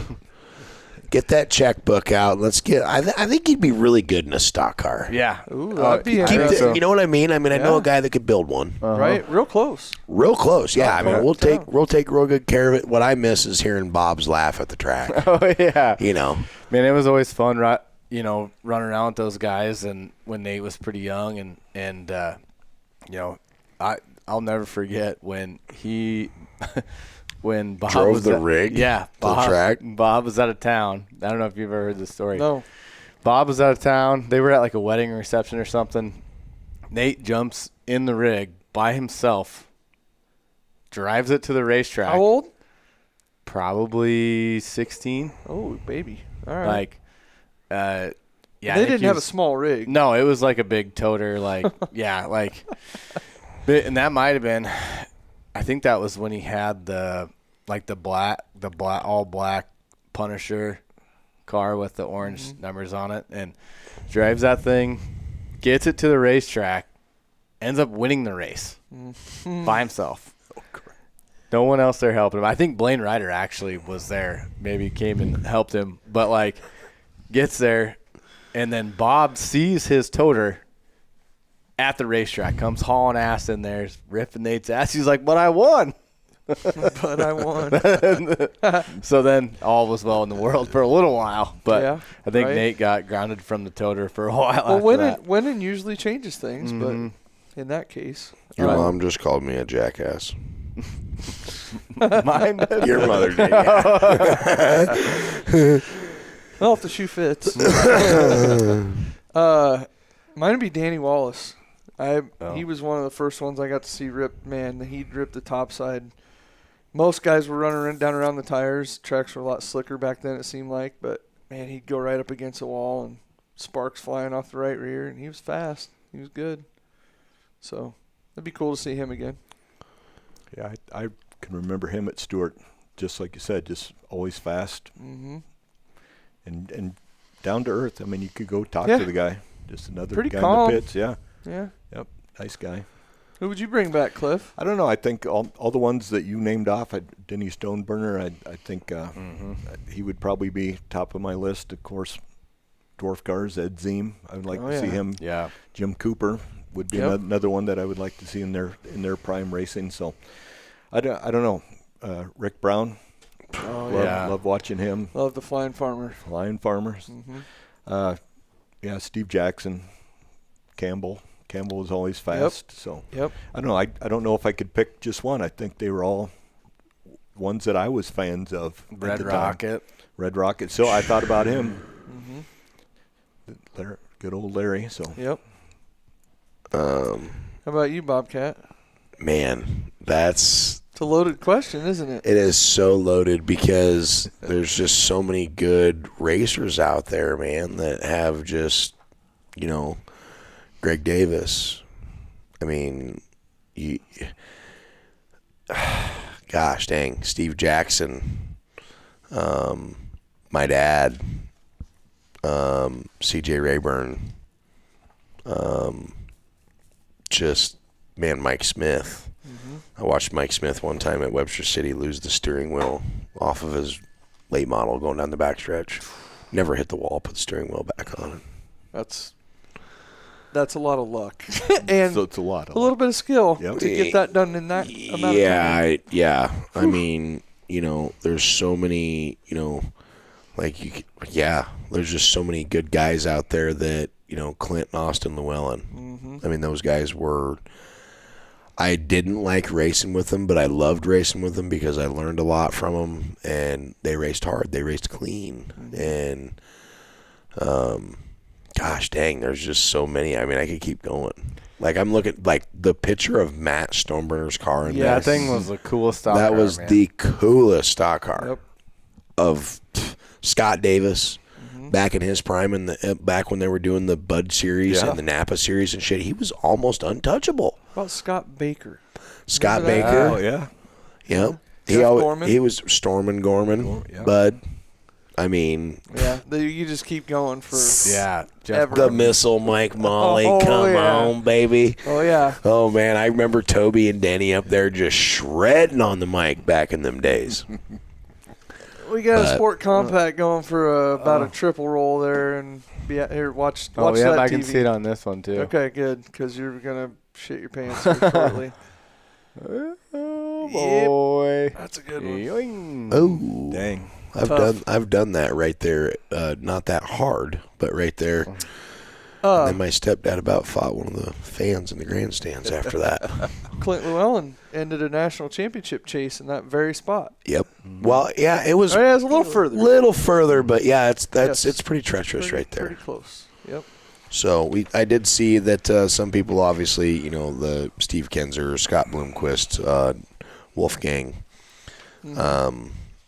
You know, I think it's really just kind of depends on where you're at in the country, who you think Or what should or racing, shouldn't be. What you know? racing you watch, and you know, Right. I mean, hell, there's NASCAR guys. I mean, who wouldn't want to see Dale Earnhardt back? Right. You know, That really changed NASCAR for it a long changed. time. You think about the containment seat that you sit in right now. Would you have that if it wasn't for him? Maybe, maybe not. But So- it changed a lot. The Hans device? devices. Yeah.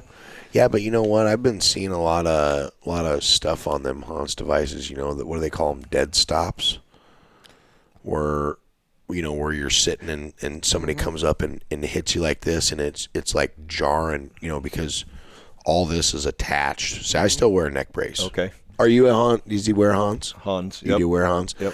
I'm a neck brace guy. I've been knocked out in the car only at Boone. I did wear it when we were at Bristol because it was mandatory. I mean, if it was mandatory, I would wear it.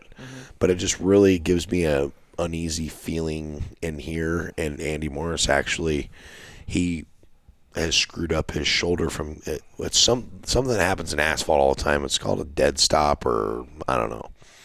I'm not against them. I'm just saying it's just like It's a comfortability thing. Like I like to be like Jay Schmidt and Inspector Gadget, where I can like turn my head and remember how you used to do that? It was like he'd stick his head out the window, and it's like, what's he doing? Oh, he's watching the guy behind him. Yep. Shannon Anderson was that way too. Yeah. Yeah, I can remember seeing his Every time head I'd flip see and Jay, I'd turn. always think about that.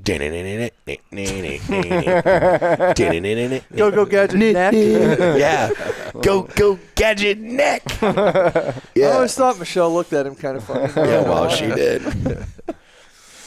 What do we got left? Power Nothing. rankings? Power rankings. Oh, Trevor Fitz is going to be so happy. Just run it down, bud. We're on like the 3-hour mark. Yeah, we're our top 10 overall. You got Cowboy Ray in 1 still. David Smith shot up a couple to second. Mike Smith is right on Dad's heels. Brian Ziem somehow one-footed his way up to 4th. Where are you seeing all this? Which page? Oh, here we Adobe, go. it's on like page 2, I think. Yeah, I don't know why it put that in that order. It's kind of weird. I got gum on my paper, so I can't see it. Anyway, And more Mayhem. That gets my vote. That's pretty good. That's pretty good. Yeah, Brian Ziem up to 4th. Austin Gray, he's in 5th. Jim Gustin's been kind of dropping a little bit, but he's hanging around. Corey Vanderwill, Will Smith, Doug Smith got himself in the top 10 for the first time, and Jake McBurney dropped a few. Yeah, Doug Smith, the biggest mover, got himself into the top 10 for the first time. BZ went up 4. He's still number 1 in the mod lights. And I think I'm supposed to ask Cliff. You've been around Brian for a long time. What makes him so tough? I think just their dedication to car setup. I mean, they spend time. I'm going to say it's his mother. I was going to say they, but it's Jane. Seriously. So if she's savage. You dealt with her, so yes. it's always my car, my part. So love Jane, and it's always never been Ed's car or Brian's car. It's always my car. Yep. So I love that about her. I love her too, that she's got that little girl now. Yep. You know, that she comes and they come walking by the pit every Saturday, and I'm always like, hey. And Jane's always like, hey, like, you know, trying to coach her. And she's such a sweet lady. Yeah. But don't let her fool you. She's savage. Yep. I think she's more savage than the boys. Oh, for sure. I think. She drives the race car to the track, and Ed comes in the van later, and then he watches some Supercross or whatever's racing at that time. And then he goes home after the races, and Brian backs it up for her, and then Brian will stay, have a couple beers, and Jane takes the rig home. Mm-hmm. Wow. Yeah. So she is the she is the savage. So I think just as a family, they work on the card. She's very meticulous with the notes and keeping track of car setup and everything. So I think that's why Ed's kept her around for so long too. I think that he doesn't know what to do without her. So yeah. Right. Yep. So yeah, that's it. That's I thought you were going to say it's the 1 foot thing, but I did that back in the day. So I've had to relearn how to drive with 2 feet, but I was a 1 foot driver back in the day. Interesting. And I hate people that say back in the day. And now you're one of them. Now I'm that guy. Your mod top 5: Jeremy Mills, Jake McBurney, Corey Sauerman, Chaz Baca, and Todd Shute. Stock cars: David Smith, Jimmy Gustin, Doug Smith, Tyler Pickett, Devin Smith. Yeah, 3 Smiths in the overall top 10. Sport mods: Mike Smith, Randy Havlick, Jake Sackow, Willie Kirk, Dusty Massolini. Hobby stocks: Corey Vanderwilt, Will Smith, Wayne Gifford, Joe Young, and Eric Knutson. And then in the mod lights: Brian Ziem, Austin Gray, Josh May. Can you read that 4th name there? I think that one says Garrett Barber. It does, doesn't it? I believe. And then, Ben George. Ben George. That's right. Not Kyle Larson. Not Kyle Larson, but close. And I have to mention Trevor Fitz, you're 7th in the modifieds, and I did a deep dive on that for you, buddy. 5 DNFs. Ooh, that hurts. That hurts. That's because this one's configured. You lose points with DNFs. Yeah, it don't seem to affect only certain drivers, so don't let them get you too twisted. That's right. You notice it's not affecting Garrett too much. He's doing pretty good. He did have a DNF though. He did. Well, if he didn't have that DNF, maybe he'd be above Josh May. Yeah, we've got to get our hand signals down. All right. Oh yeah. Does that make you proud seeing Garrett in the top 5 of that deal? It does. Good. I'd heard rumors that you guys had that power ranking out before the season started. Yep. And that he was in there with Jeremy Mills. I'm like, that's even more because he's with that name. Mm-hmm. The name of the people that he was with during that time was probably made me the most proud. So. Yep.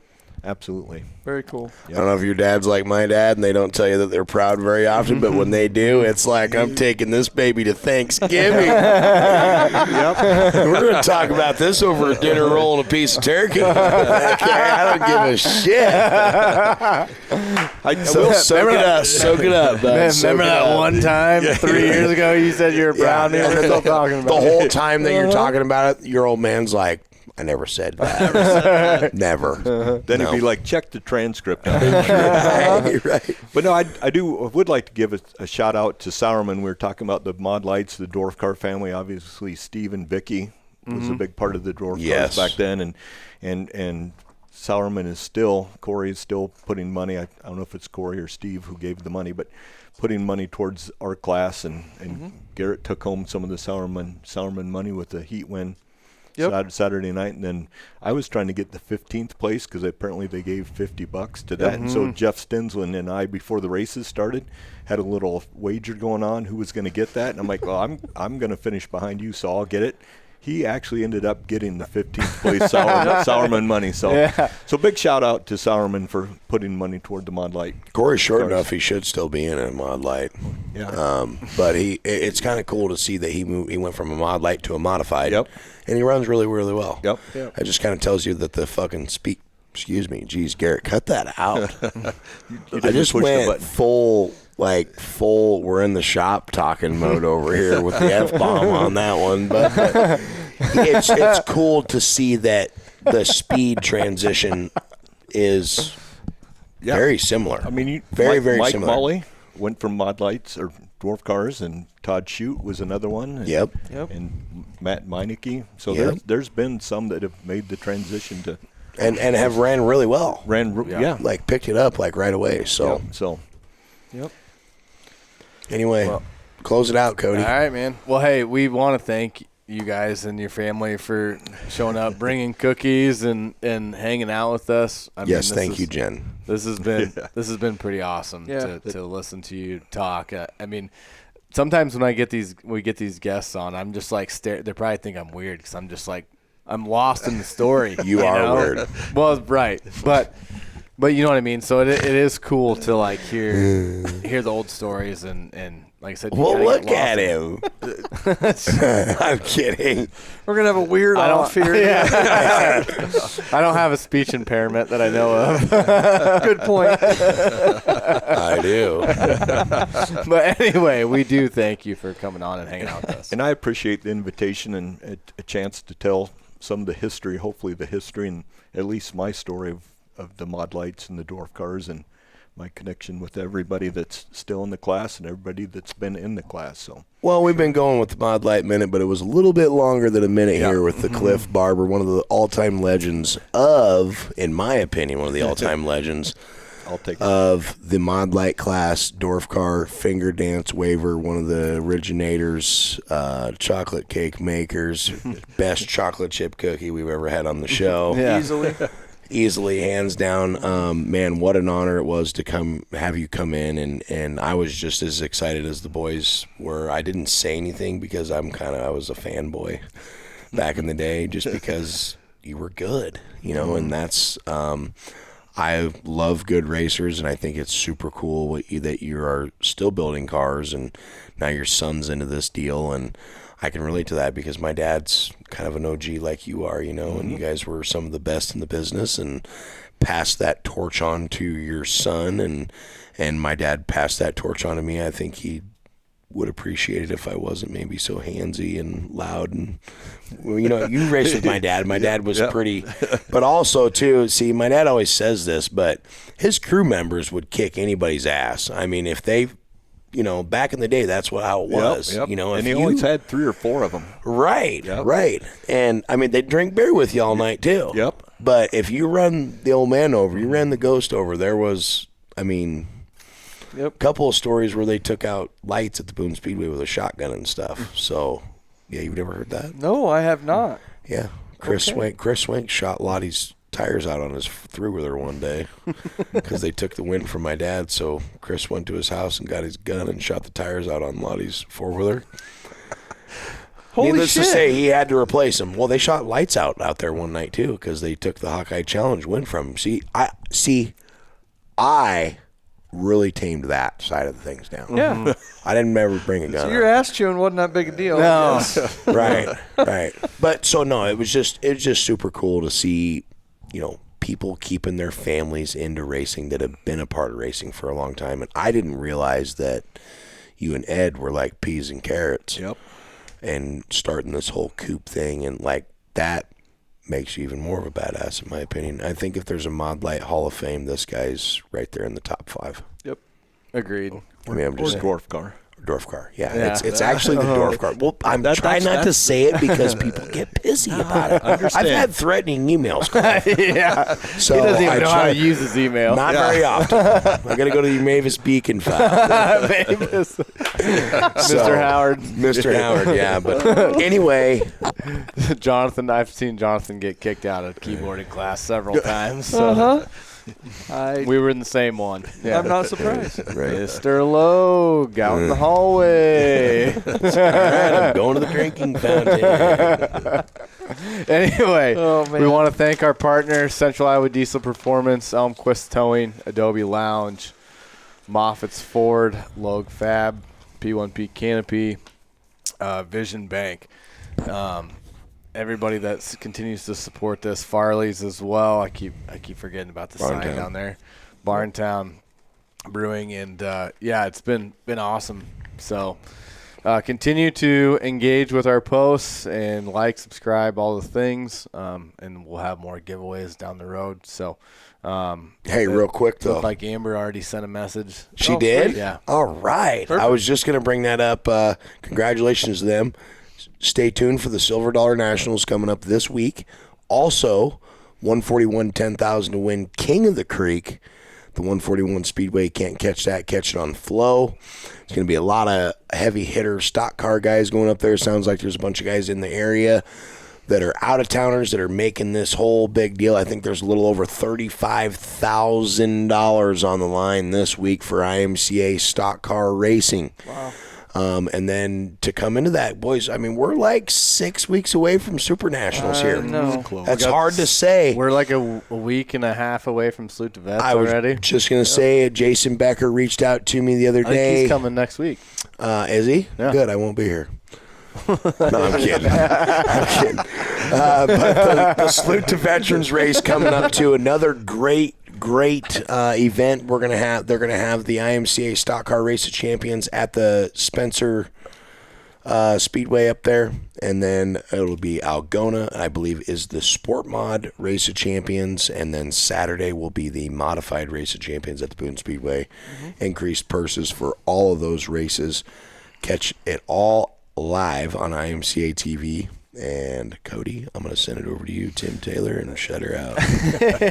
Well, again, we thank you guys. Continue to, like we said, engage with us, like, subscribe, all the things. That's all we have for Watermelons and Woodchips. We will see you next week. Good job.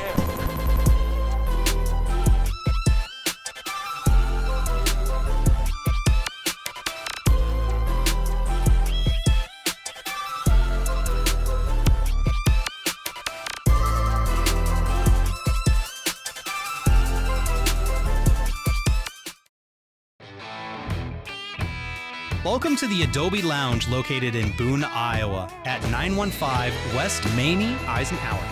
Our hours are Monday to Friday, 1 p.m. to close, Saturday and Sunday, noon to close.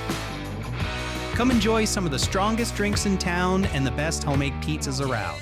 Whether you're stopping in to relax, meet friends, or grab a bite, the Adobe Lounge is the place to be. See you soon.